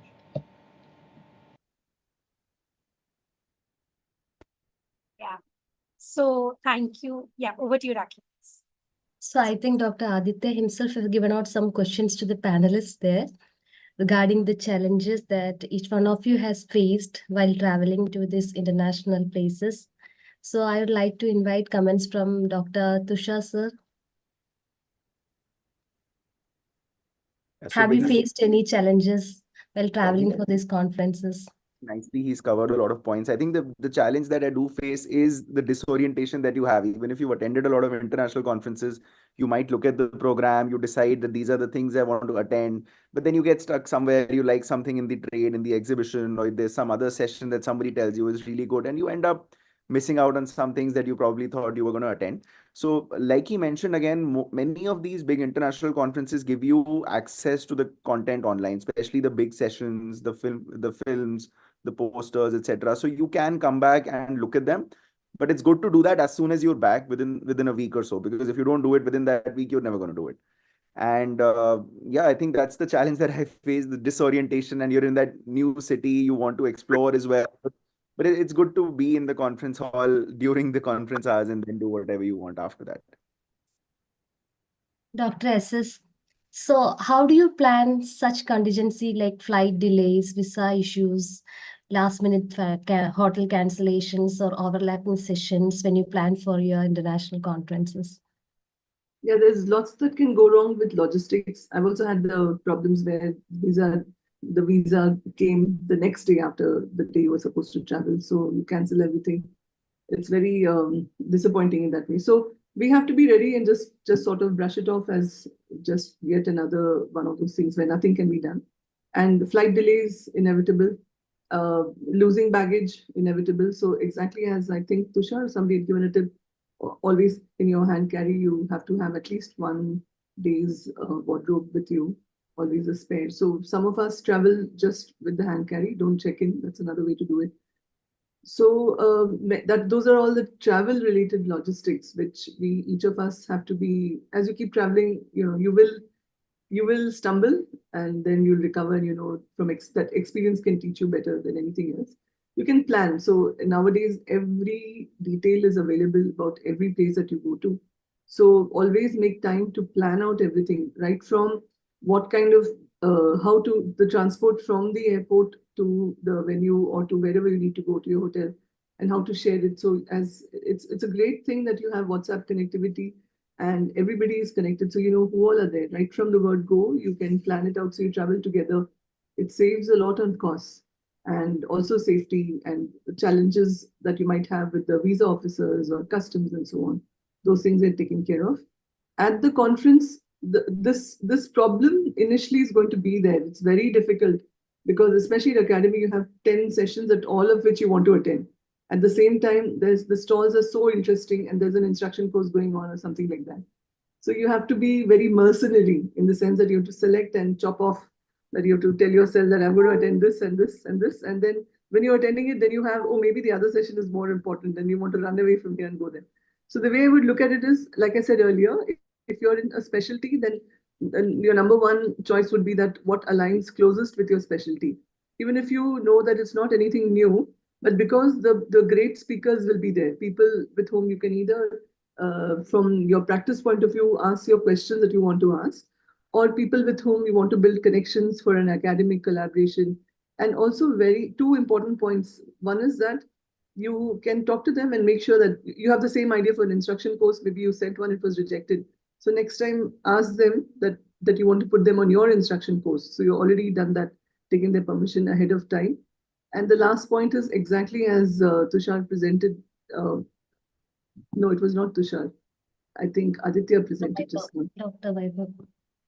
Presented that you can, after the meeting, you have to, of course, plan this ahead of time, go and be an observer in any of the great institutes in the country that you're visiting for a few days. And that is an excellent way of creating connections, because now it's a face-to-face, it's a one-on-one kind of collaboration that you have. They see you, they know more about you, and that's the best way, actually.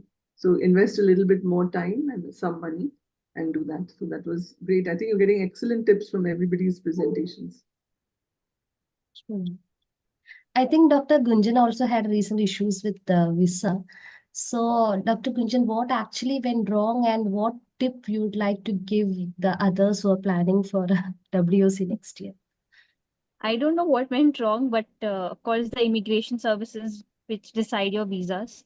So it was not me. It was like a lot of good faculty from our country got visa rejections, and most of them were very senior. I think Dr. SS may be knowing about a lot of rejections which happened during this WOC.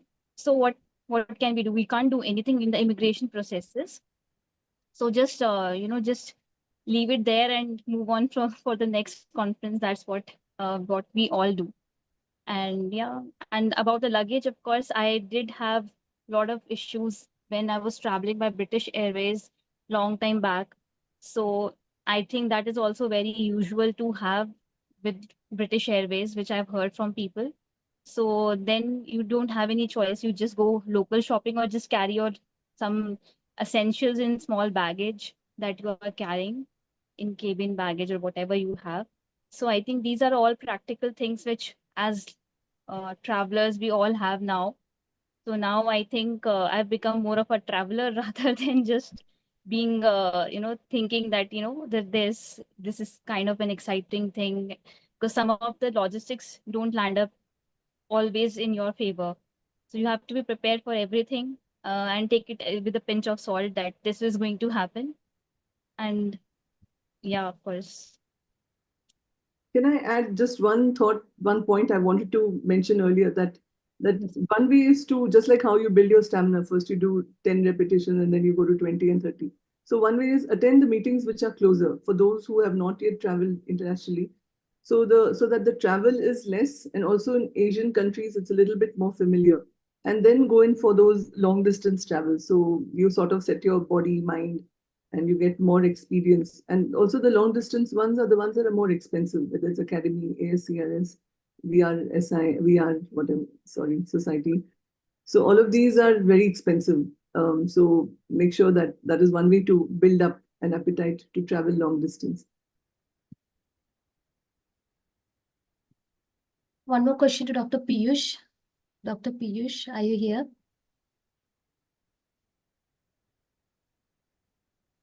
I think he's not available. Dr. Vaibhav. I'd like to add one or two more points. Sorry, I got disconnected in between. One thing is that you can also ask I don't know if the point is covered, you can ask the conference that they can send you an official invitation that you're going to be presenting at the conference. So that will also sometimes help in getting a visa. Because if you get an official letter from them and they sign from the president and that you're going to be part of the faculty or going to be presenter, it's also easier to get the visa process done sometimes. Unless the person doesn't like you, then it won't happen. But still, you can try your best. And the second thing was, I've forgotten now, sorry. Was one. Thank you. So, Dr. So, Vaibhav, sorry to add on. So, Dr. Weber, we all had the invitation letter sent from WOC, and I had 4 ICs and a lot of I was an instructor also in two of the wet lab sessions. So you don't know which what works. No.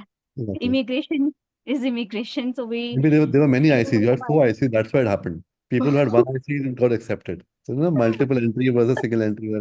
They thought you might stay over for 4 ICs. So we don't know what goes wrong.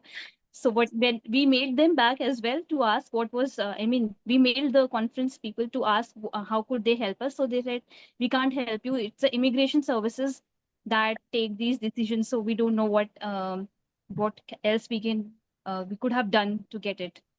So conference people shun it away always. They say that we don't have any thing with the immigration.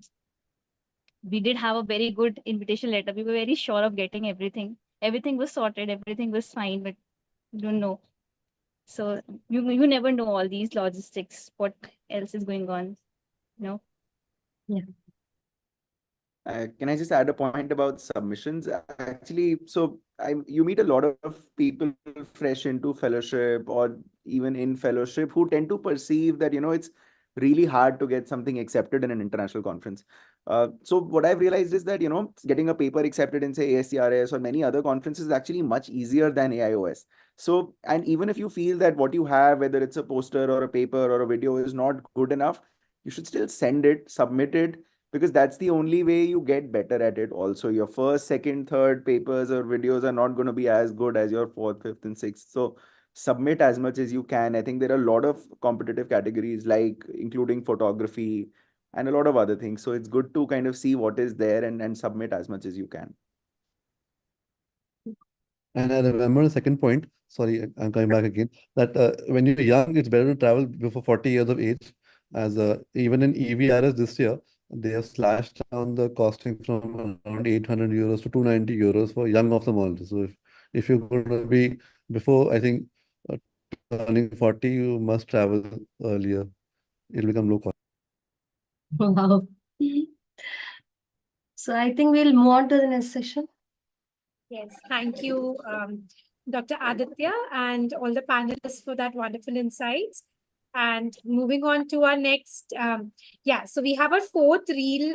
This is the fourth reel, and this is Dr. Chetan Murthy. So he is a cornea phaco-refractive surgeon, currently working as an assistant professor. So his area of expertise are cornea, ocular surface, and refractive surgery. He has had 3 index journal and 2 national paper presentations. So this reel is his trip to Italy and paper presentation in SIC SSO conference held in June 27, 2024. So here goes his reel.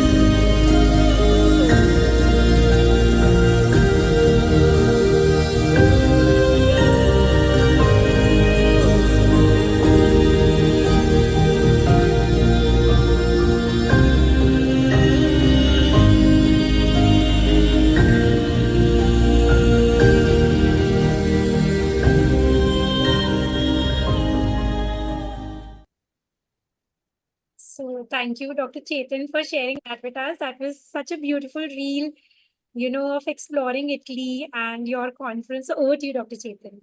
Yeah. Yeah, thank you. At the outset, I'd like to thank YOSI for this opportunity. So this conference was held in Italy, Tuscany area.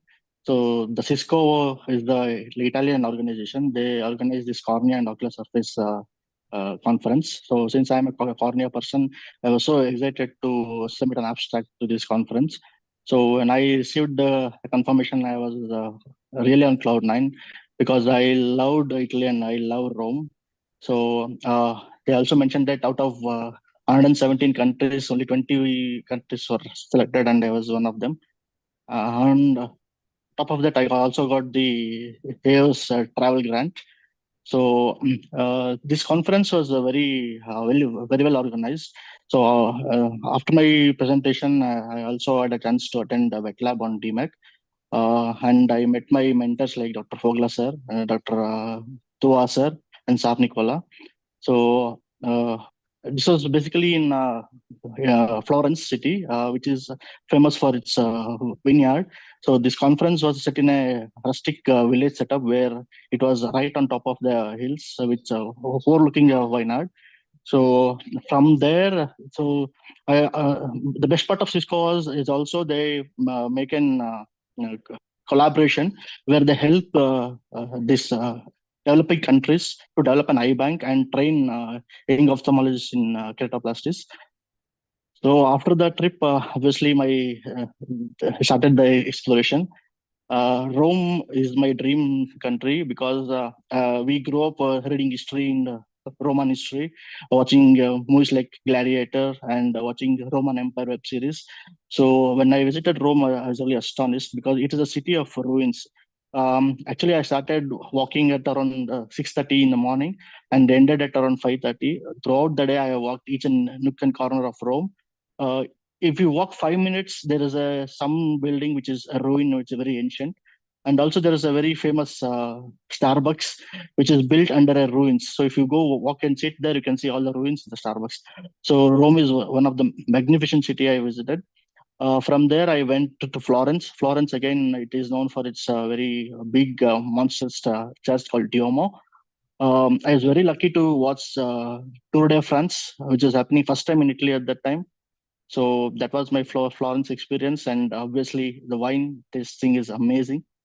Apart from that, I also visited Milan. Milan is obviously a city of grandeur. It's a city for riches. It has very big monuments called Duomo of Milan.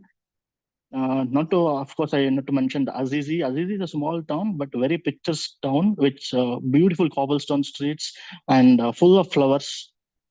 And not to mention the food. Italy is known for its pizza. Trust me, pizza what we eat in India is nowhere comparable to Italy's pizza. And also the tiramisus, carbonaras, and the wines. I also had an opportunity where Italian people like they called me for dinner. So the dinner was very well organized and it's very gastronomic, should I say. So this conference was a very well planned trip because apart from Italy, I could also cover France, Belgium, and London. So one conference I visited 4 countries.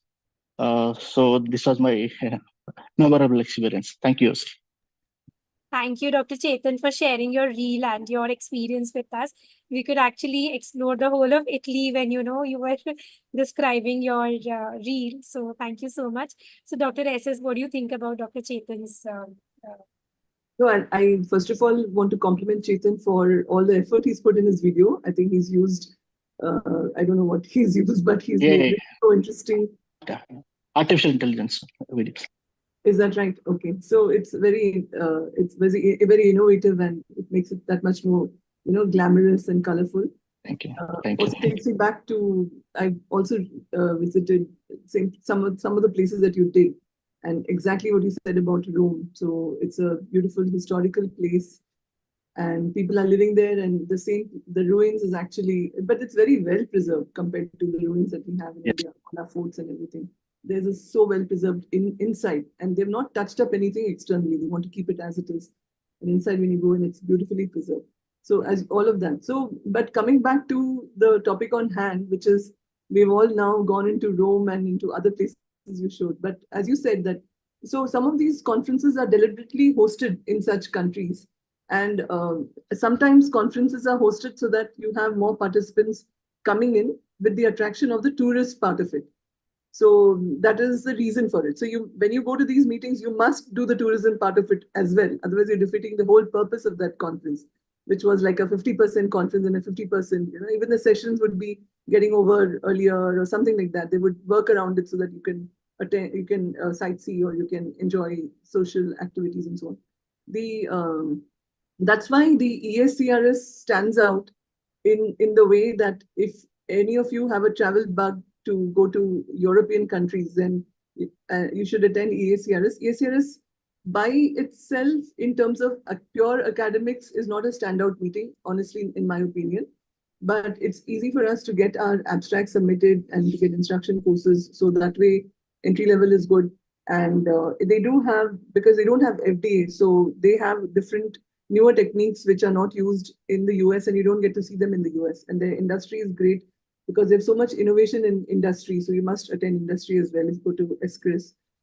And of course, it's always in a European country from which you can go to many other European countries because they're so close by. And if you go to ESCRS, you must take 10 days off from work or something like that, and then make it like a mini European sort of a very busy tour. Like you said, get up 6:30, and in the end of the day, you've done 20,000, 25,000 steps. So many, many goals are achieved, including fitness goals. Thank you, Dr. SS, for giving that insight. Gunjan, what do you have to say about Dr. Chetan's reel?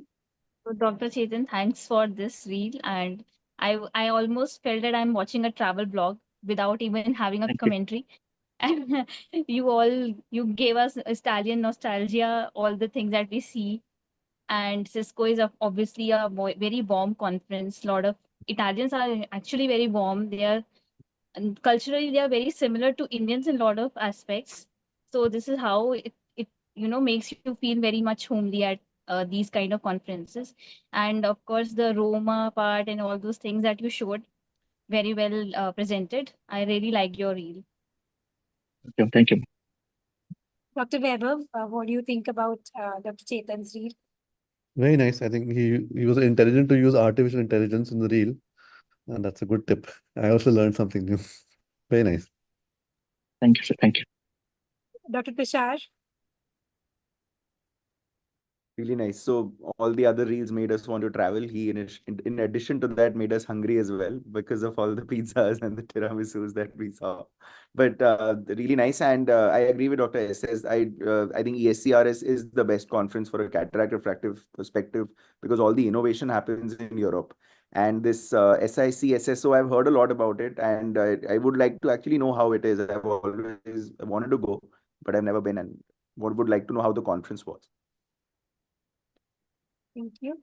I think Dr. Piyush, you're there? Okay, we'll move on. Yeah. So Raki, want to introduce our next speaker? So our next speaker is Dr. Aarti Heda. She is a cataract and refractive surgery person. She's an anterior segment surgeon based on Pune. She's a national coordinator of ISM SICS. She's also an associate editor of Global Journal of Cataract Surgery since 2021. Her areas of interest include cataract, glaucoma, cornea, and refractive surgery, and she'll be talking on how to plan a budget trip on an international conference. So again, Aarti is busy with another conference, so she has sent her recorded video. I'll just play that.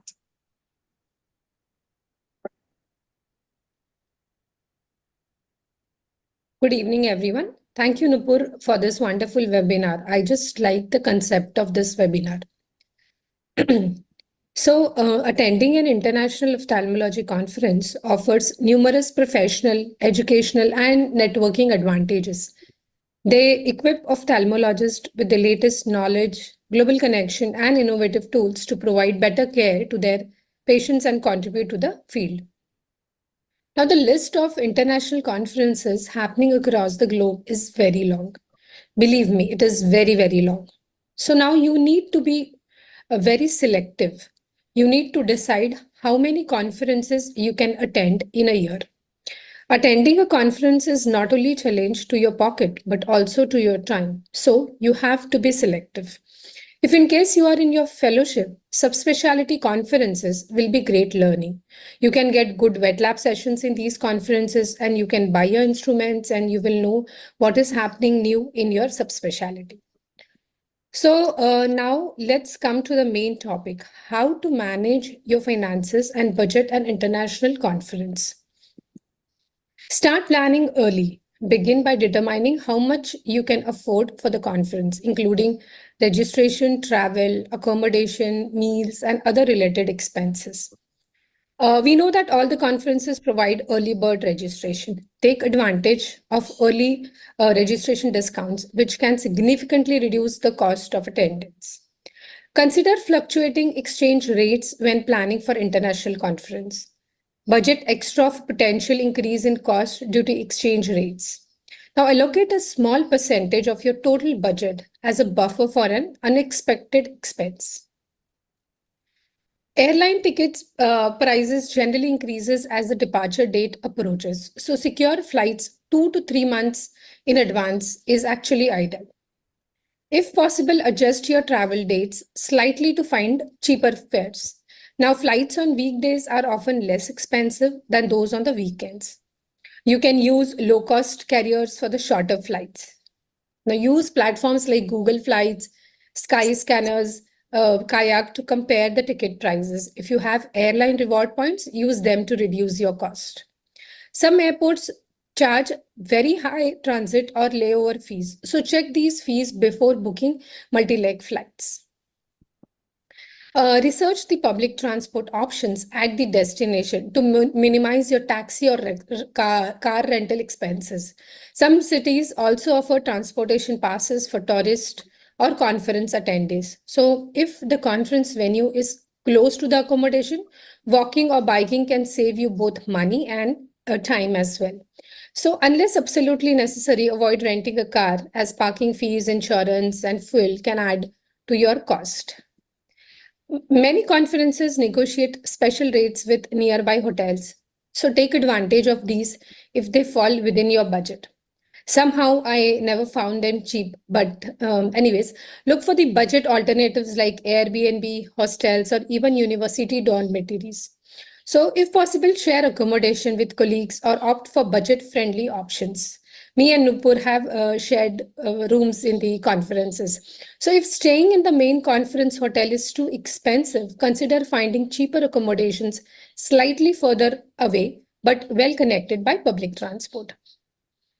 Some professional organizations offer discounted rates to members, so consider joining the organization that hosts the conference.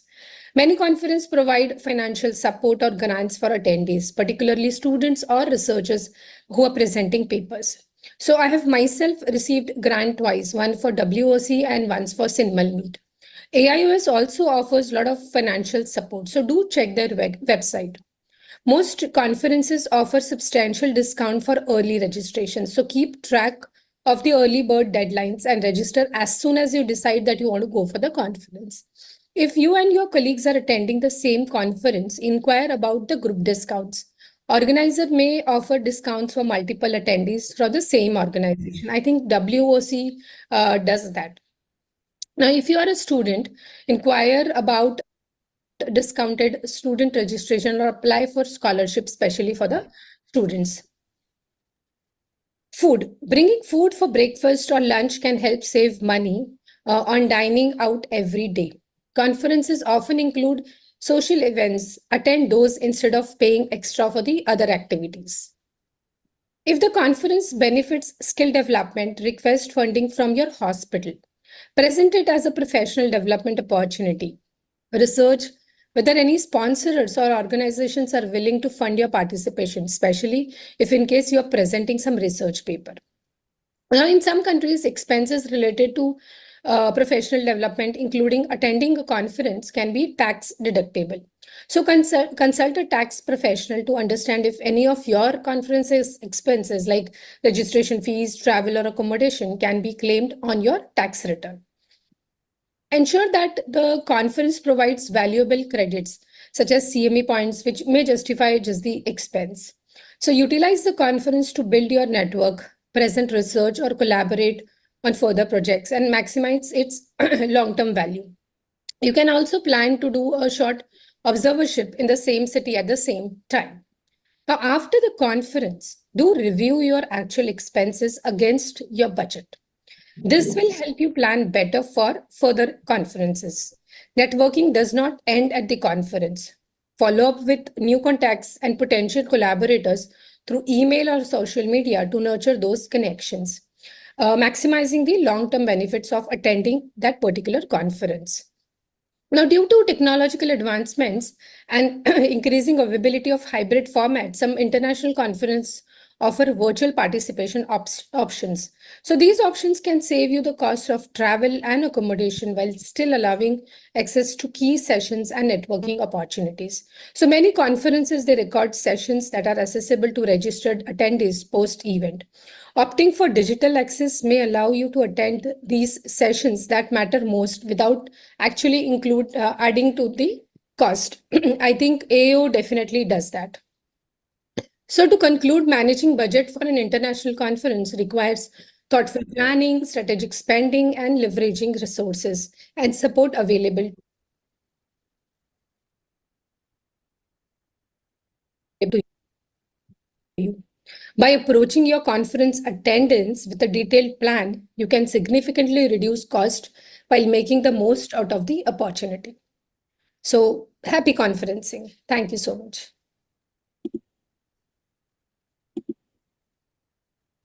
That was really great. She had given beautiful tips also. So now I would like to ask a quick question to Dr. SS. What strategies have actually helped in your early days to be cost effective and for traveling as well as for lodging without compromising on our comfort and safety? So, of course, once you're young, then your definition of comfort is different. So, I think most of the tips, very, very, really excellent presentation to cover the travel costs. I mean, how to travel on a budget, that was just now in the talk that was covered just now. And most of them I completely agree. And just to add to that, so in addition to that, I would say, and I was smiling in my mind, is that if you have mentors, they are usually funded by institutes, and you can sort of share room with them at no cost. So I can give a live example that at one of the meetings, I could share room with Dr. Namita Sharma. And some of the mentors are very generous. And so that I had no cost, and I actually shared a room which was a very, very, very good, like a luxurious suite. So it was definitely a step up. But then I think most of it is to plan in advance. The flip side of it, or the other side of this coin, is that when you travel overseas, since you're traveling to attend a meeting, it is very important for you. So just consider it as an investment. And one thing we should throw out is that currency converter. Don't even look at it. You can look at it once for reference, but don't keep calculating on it. Safety comes first, comfort comes first. To some extent, you can compromise on comfort, but definitely it is high there. Otherwise, you won't be able to give your all in for the meeting. So beyond a point, I think don't think too much about how much you're spending. It doesn't matter. You can go back and tighten your budget, or work harder, or do something else to make up for that cost. But when you go there, obviously don't splash and don't go first class or business class. For example, you're very young, you can go economy class for now. And so when you reach, and then do your due diligence of the hotel bookings or whatever other ways, and very good tips of, taking some food with you from a store which is next to the hotel or something, because it'll be much cheaper over there. And you can use that for your breakfast or lunch or whatever, rather than spending at the conference venues. So only in India, they feed you at all conferences. There you have to buy your own meal, as most people know. So doing all that will help you cut down on the cost. But beyond a certain point, just don't look at the cost.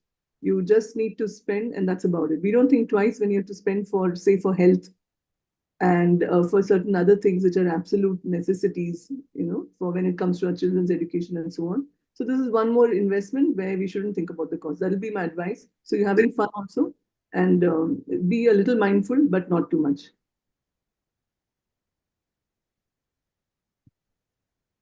Dr. Gunjan, any cost-cutting tips from your side?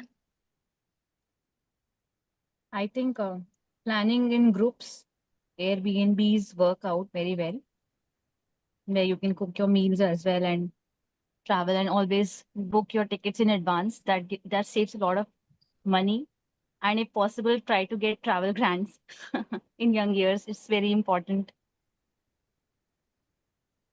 Okay, fine. So I think we can move on to the next talk.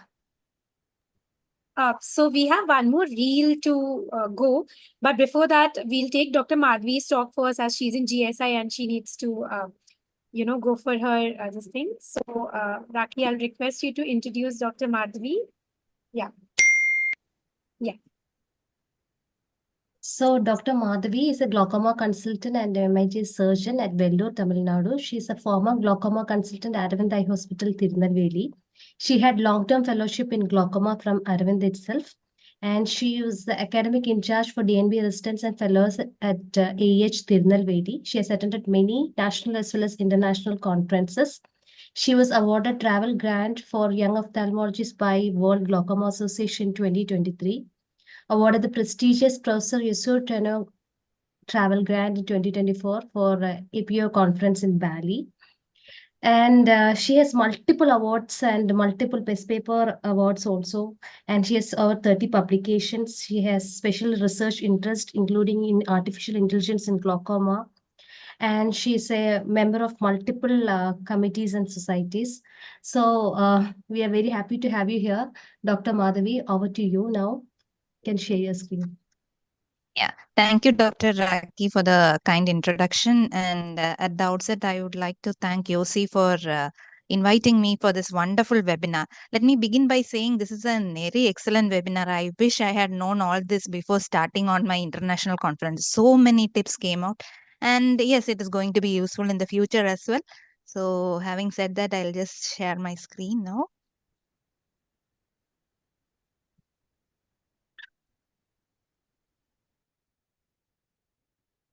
Yes. This is just my story of how I came upon a dual travel grant in a year. So let me begin by saying that travel grants can be a great way to attend these prestigious and career defining conferences. So, and at the same time, you can use the budget to visit a beautiful locale at the same time. So, from June 2023 to 2024, I had I got the 2 international travel grants, which helped me to attend. In fact, I used the budget to attend 3 international conferences and 6 countries at the same time. So this was my first conference, international conference, which was the World Glaucoma Congress, which happened in Italy. So like Dr. SS clearly mentioned, having a mentor is very, very important.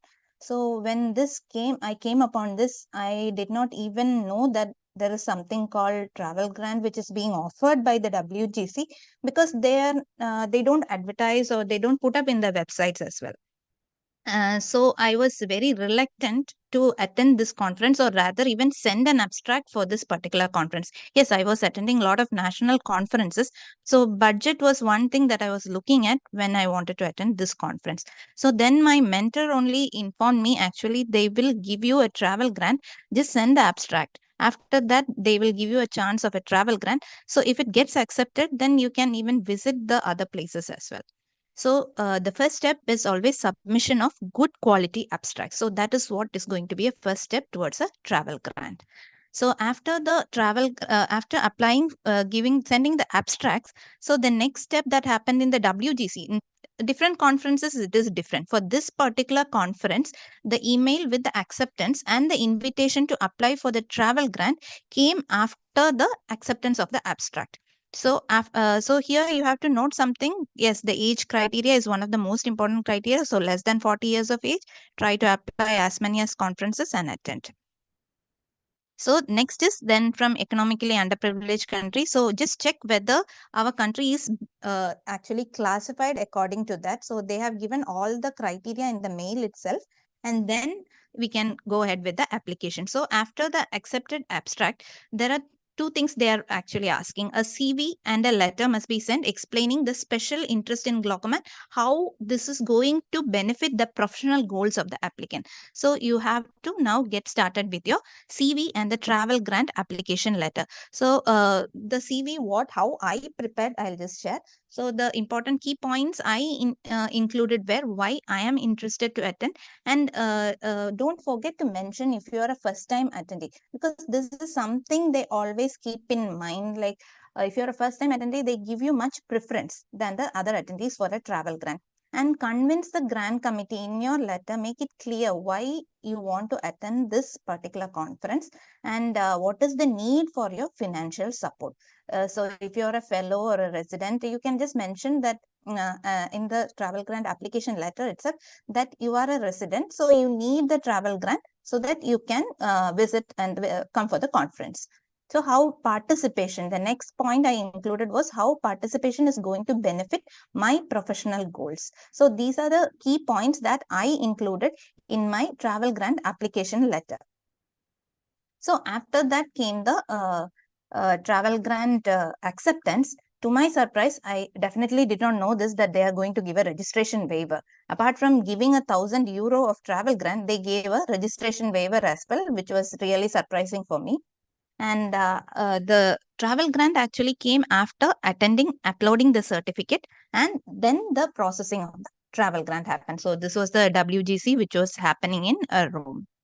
So next the conference. So now that I knew that, okay, the travel grants are there, I started actively searching and seeking for the travel grant every time I apply for an international conference.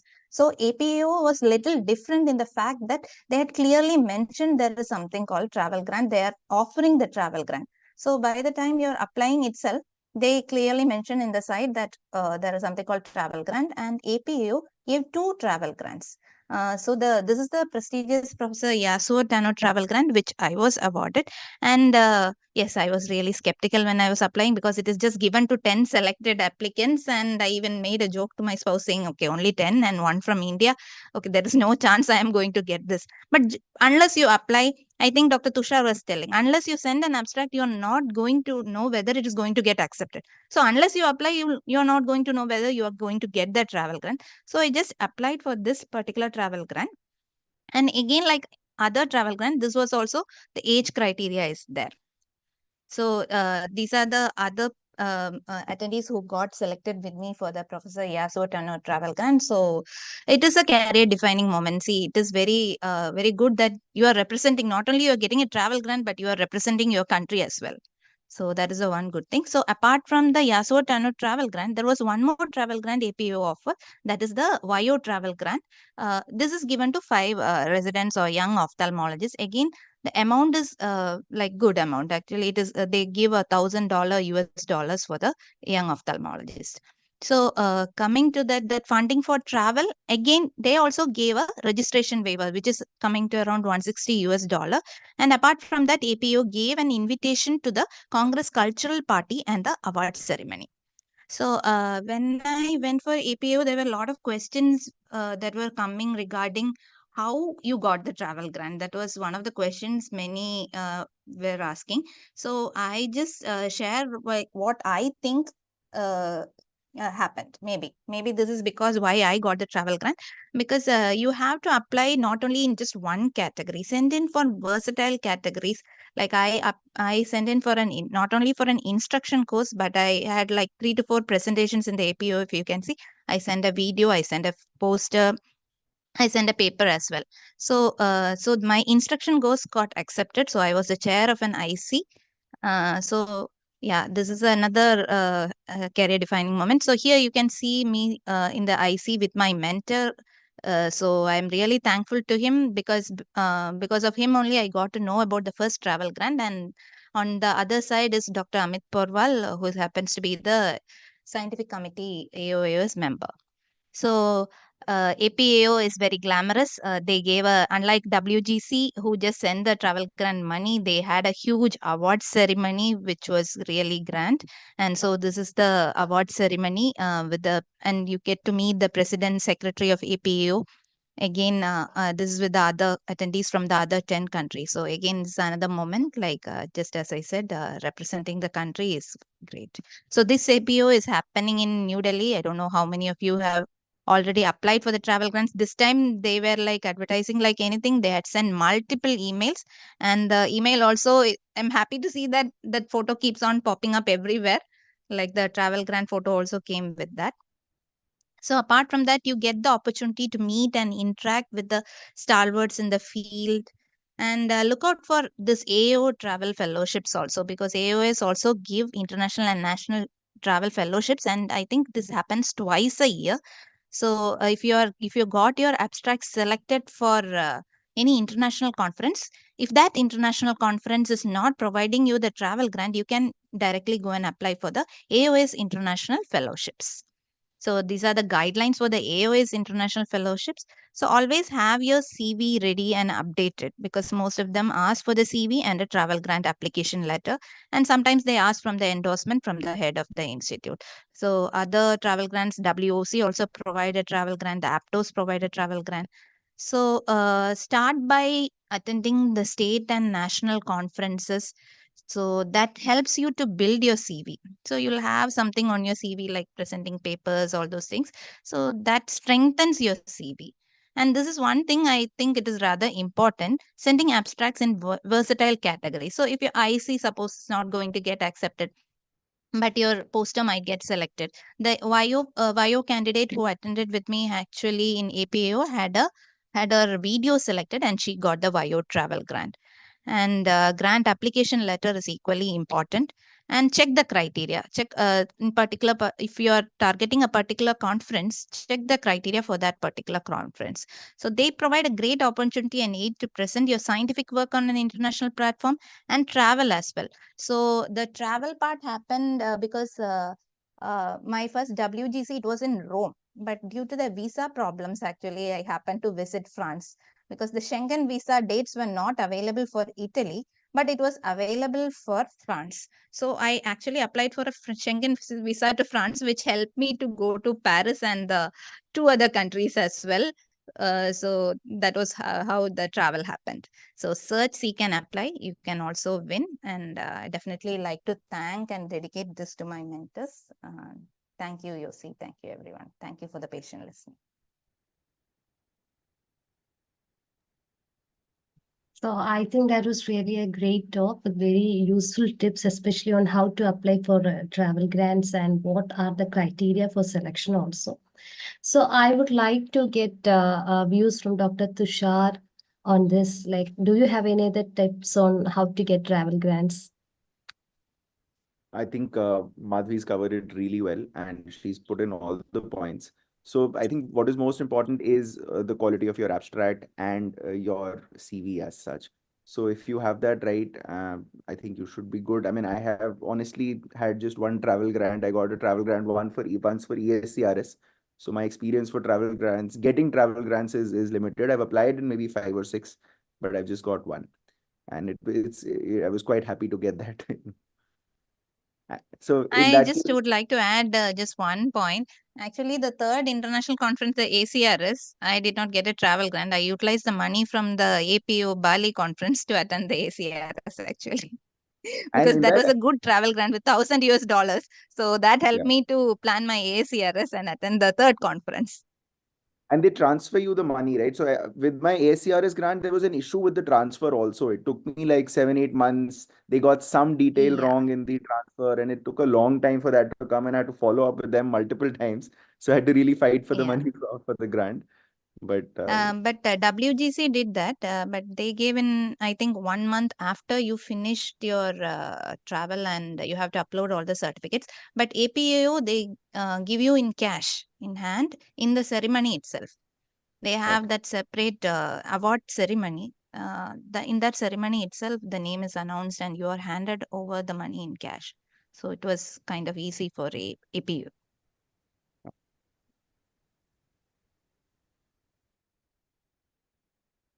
Dr. SS, any comments on this?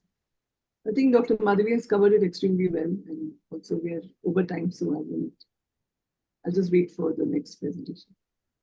Okay, then we'll move on to the next reel. We have one more reel to play. Yeah, so this would be the last reel of our. Thank you, Dr. Madhvi, for such a wonderful, insight on the travel grants. And we'll quickly go on to our last reel, last but not the least. So this is by Dr. Hiba Abdul Rao. So she's a PG resident at KMCT Medical College, Kozhikode, Kerala. And here goes the reel.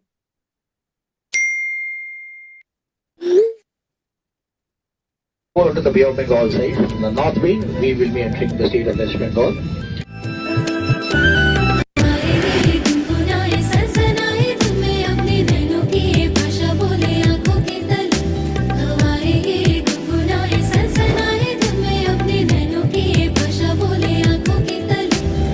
আসলো জোরে পক্ষীরা যে বাসা ছেড়ে অনেক দূরে বাঁধবে এক নতুন গাথা পুরনো এই শহর জুড়ে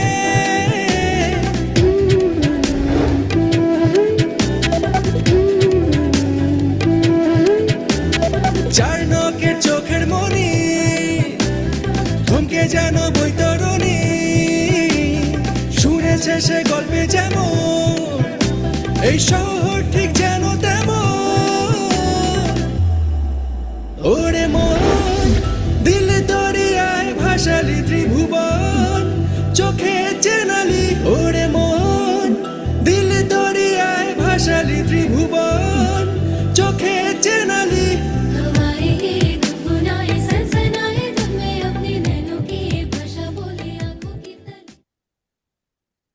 Wow, Dr. Hiba, that was really very nice.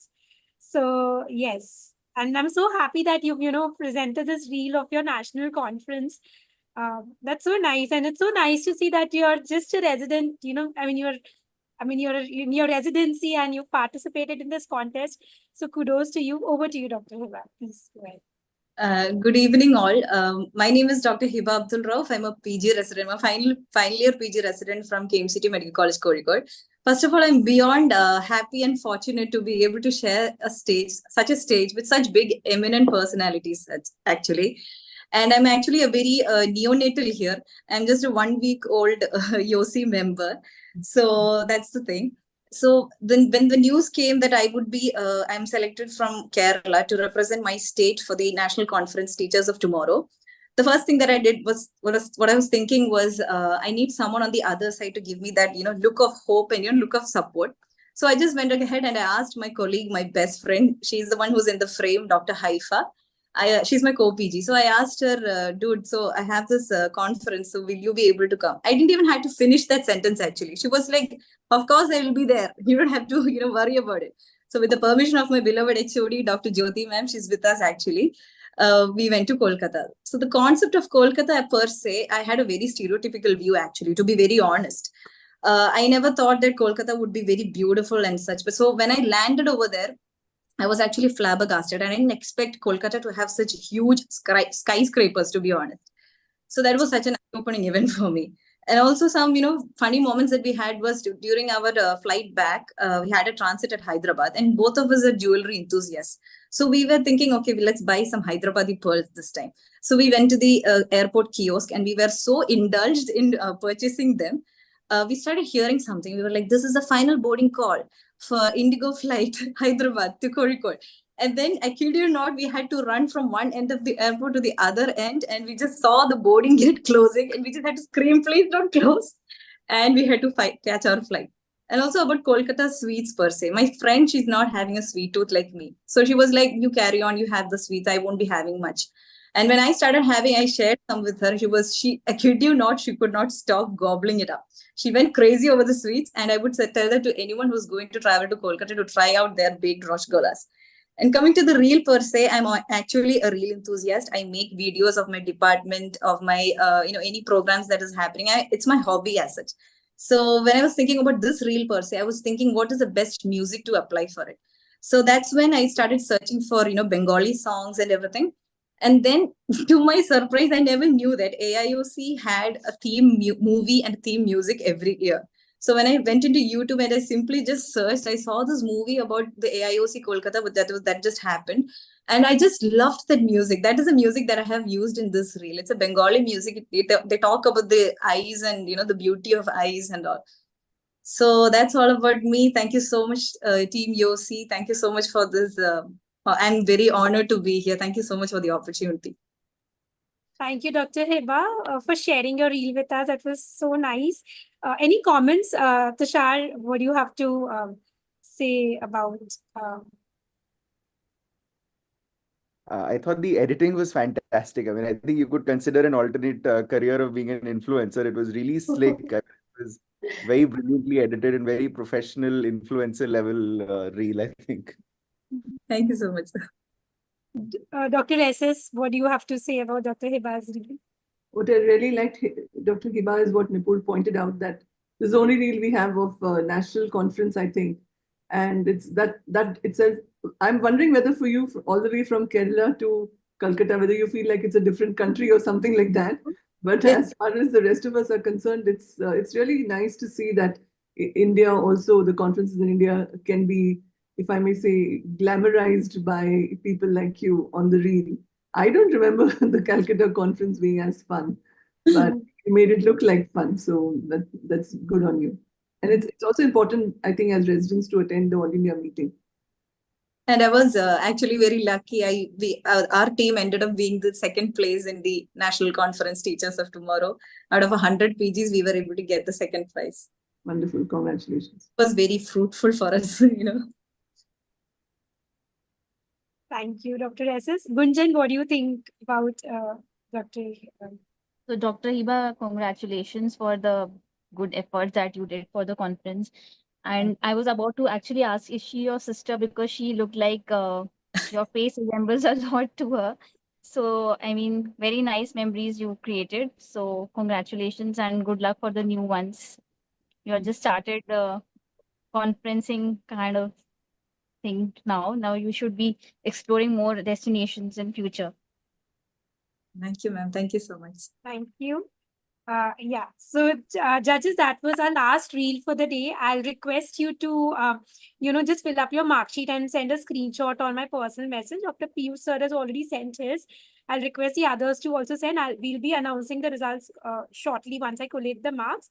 We'll quick on move on to our last segment for the day, and this was yeah, so Dr. Madhvi has already spoken. So we had a YOSI Wanderlust YOSI travel blog contest. So let me tell you that, we had this, our socio-cultural team, with the core members being me, Priya, and Dr. Rakhi and Dr. Sunandini will be joining us shortly in the team. So we keep coming up with these weird ideas. So we had this concept of tourism day.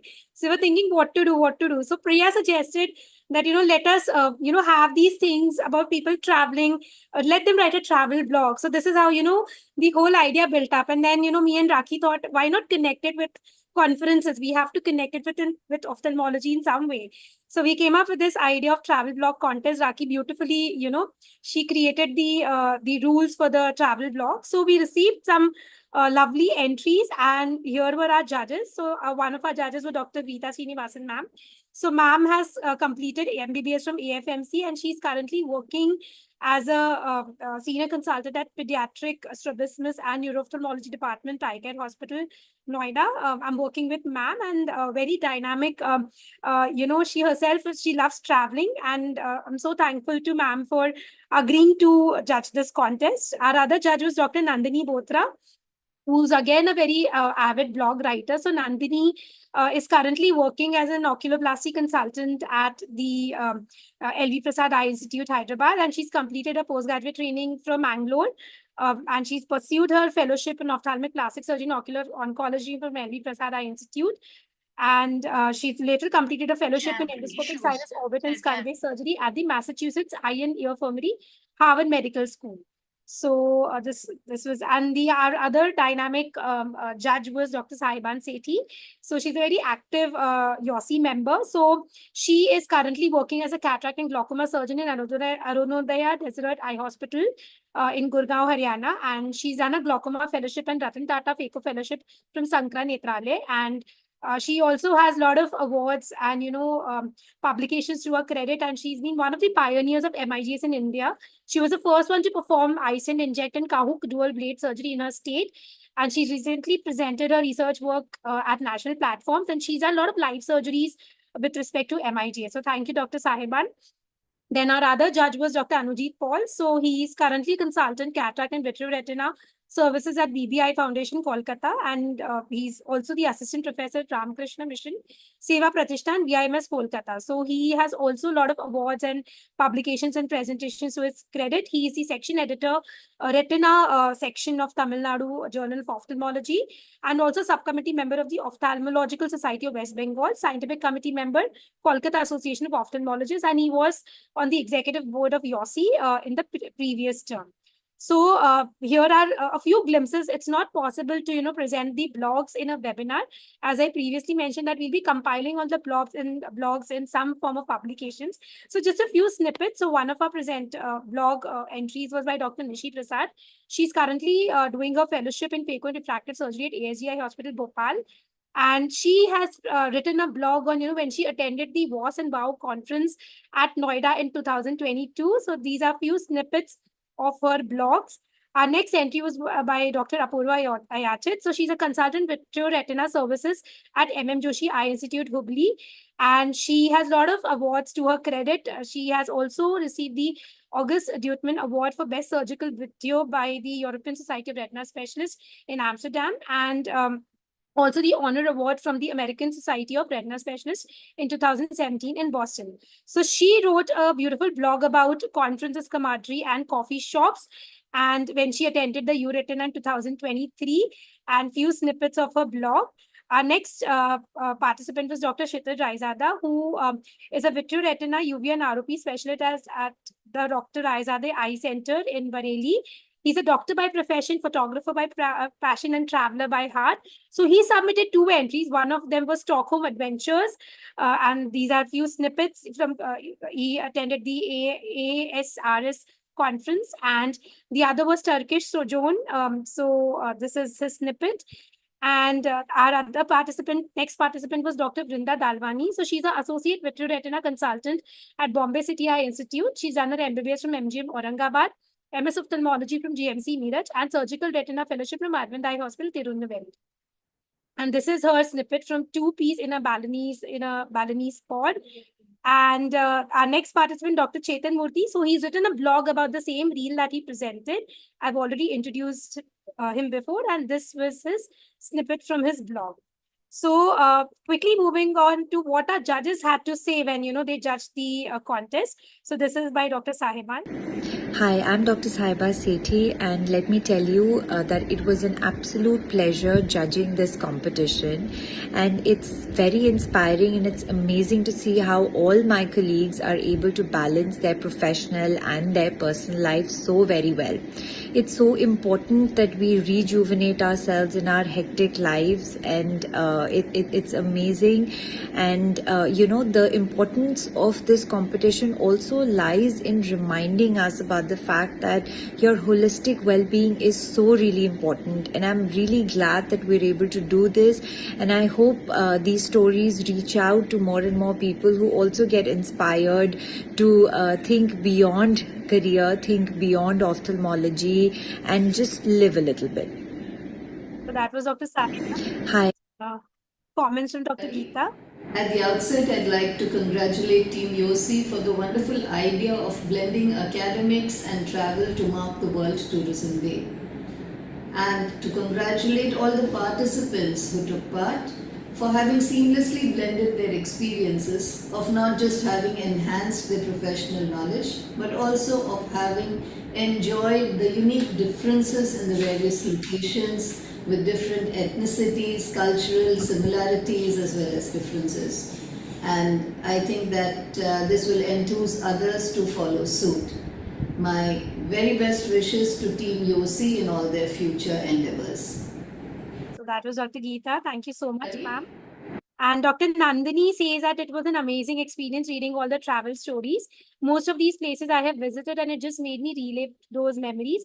I'm a strong believer that every conference should be learning with fun, and these travel stories convey the same. Congratulations to the winner. Continue learning and traveling.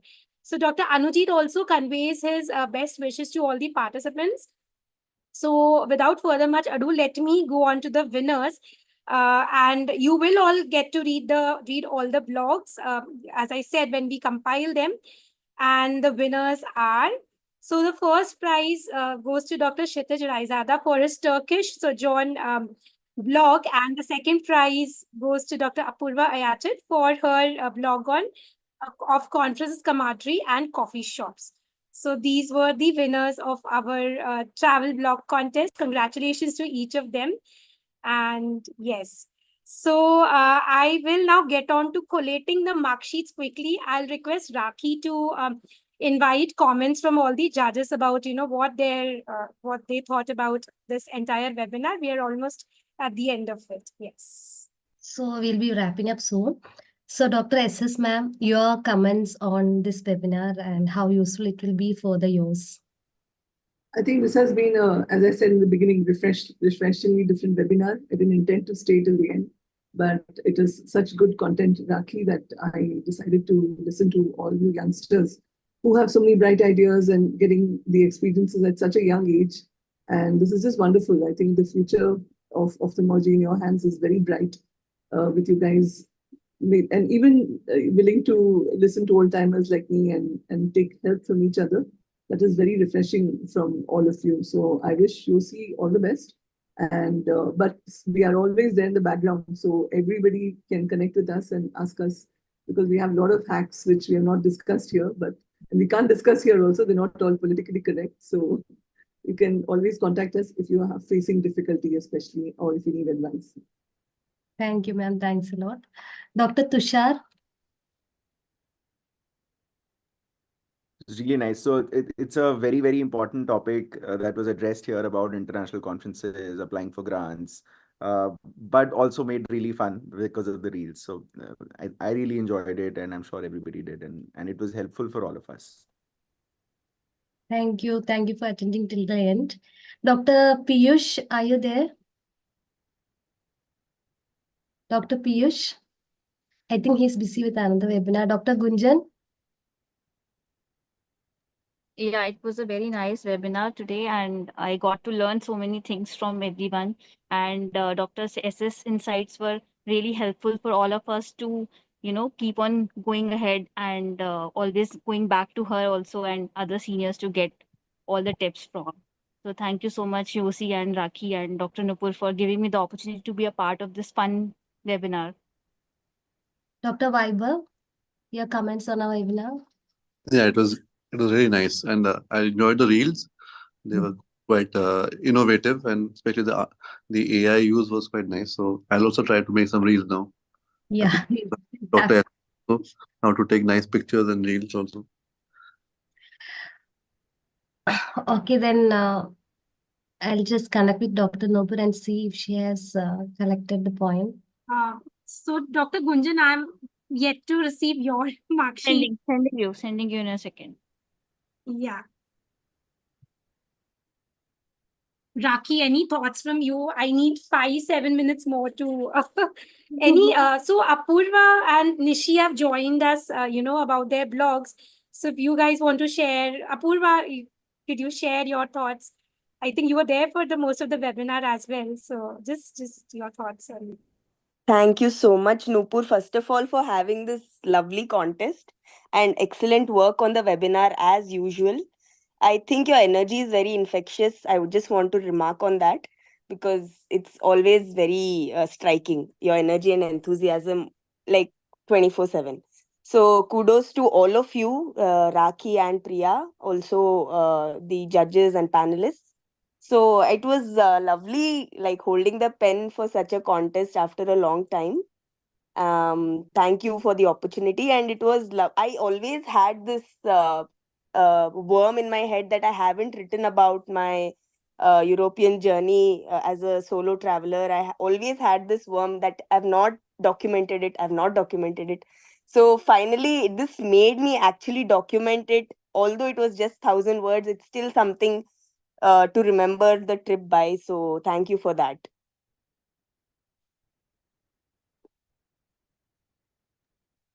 Yeah, that's it. Priya, Dr. Nishi, are you there? You want to share something? I think Nishi is not there. Raki, you would want to make some comments? Give me 2 more minutes. I'm just compiling the last.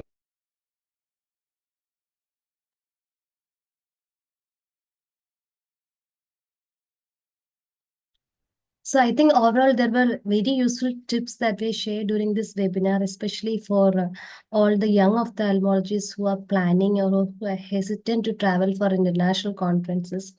Many of the good tips like how to apply for travel grants, how to make a good abstract, and what are the chances of getting for a travel grant, and how to plan your itinerary in such a way that you can enjoy sightseeing as well as will not miss out in any sessions. And finally, how to be on a budget itself. And I think overall, the total output that was given by this webinar will be very useful for all the viewers over there. And a big thanks to all of you for taking the pain to make the reels and all the writing all these blogs and sending us within that time that we have asked for. So I think that's it for today. It was a long session though, but I hope everybody enjoyed it because we had very interesting reels going on as jams. Yes. So we are, I've compiled the results. So any guesses, anyone whom you think has won the first prize? Raki, your guess? I think it's AI man, Chetan. Okay, yeah. So we have 2 prizes, first and second. So, okay. And yeah, so I think I'll announce the results. So our first prize, we'll go with the second prize. So second prize is by Dr. Anju K. And the first prize is actually a tie between Dr. Chetan and Dr. Hiba. So congratulations to all of you. So let me just say that, the winning and losing is just a formality for any contest. We just do these contests because it sorts of motivate us to put our best foot forward. But trust me, each and every one of you is a winner. Making this effort to submit a reel itself is in a way a big effort. Thank you to everyone for all of you to submitting, and congratulations to the winners. The difference in the marks has been very, very point to point, so, but yes, it's a contest, and as a formality, somebody has to win, and, somebody's first and somebody's second. So congratulations to the winners. So with this, we come to the end of our program, and let me just, once again, share my screen to finish off. So yeah, I've already announced the winner. So our next activity is Happy Birthday of YOSI Socio-Cultural is coming on 10th of October, where we started the socio-cultural group 3 years ago with the YOSI Creativity Contest. And this time too, we have the season 3. So we invite entries. The entries will be closing on Sunday. So this time the theme of World Side is Love Your Eyes Kids. So we invite any form of creative entries, could be reels, poems, songs, artwork, digital artwork, dance. You can be as creative. We've already circulated the Google Forms in the YOSI groups, and we'll be doing that again. So please do submit and do participate. And we promise you a very interesting event on the event of World Sight Day. And with this, we come to the wrap up of this session. So thank you to everyone. Thank you to our chief guest, Dr. Arup Chakrabarti, sir, Dr. Somashila, ma'am. I know she's told us not to call her ma'am. It's just become a habit. So Dr. SS, thank you so much, especially for, staying back throughout, sharing your insights and tips on each and every presentation, every reel, giving those small tips and pointers to the young ophthalmologist with respect to attending conferences. Thank you so much from the bottom of our hearts. Thank you, Dr. Arup, sir, for joining us today. Then thank you to all the speakers who've, wonderfully shared their experiences with respect to giving tips to young ophthalmologists for attending international conferences. Thank you to judges and the panelists, Dr. Piyush, Dr. Vaibhav, Dr. Gunjan, Dr. Tushar, for being there with us throughout and, wholeheartedly participating. Thank you to all the participants of the Travel Blog contest and the Reel contest. Thank you so much. Congratulations to all the winners. And with this, and thank you to the team, the entire socio-cultural team, Raki, Priya, for helping in all the webinars so much. So with this, we end, and Thank you so much. Numerotech, we can stop the live streaming, please.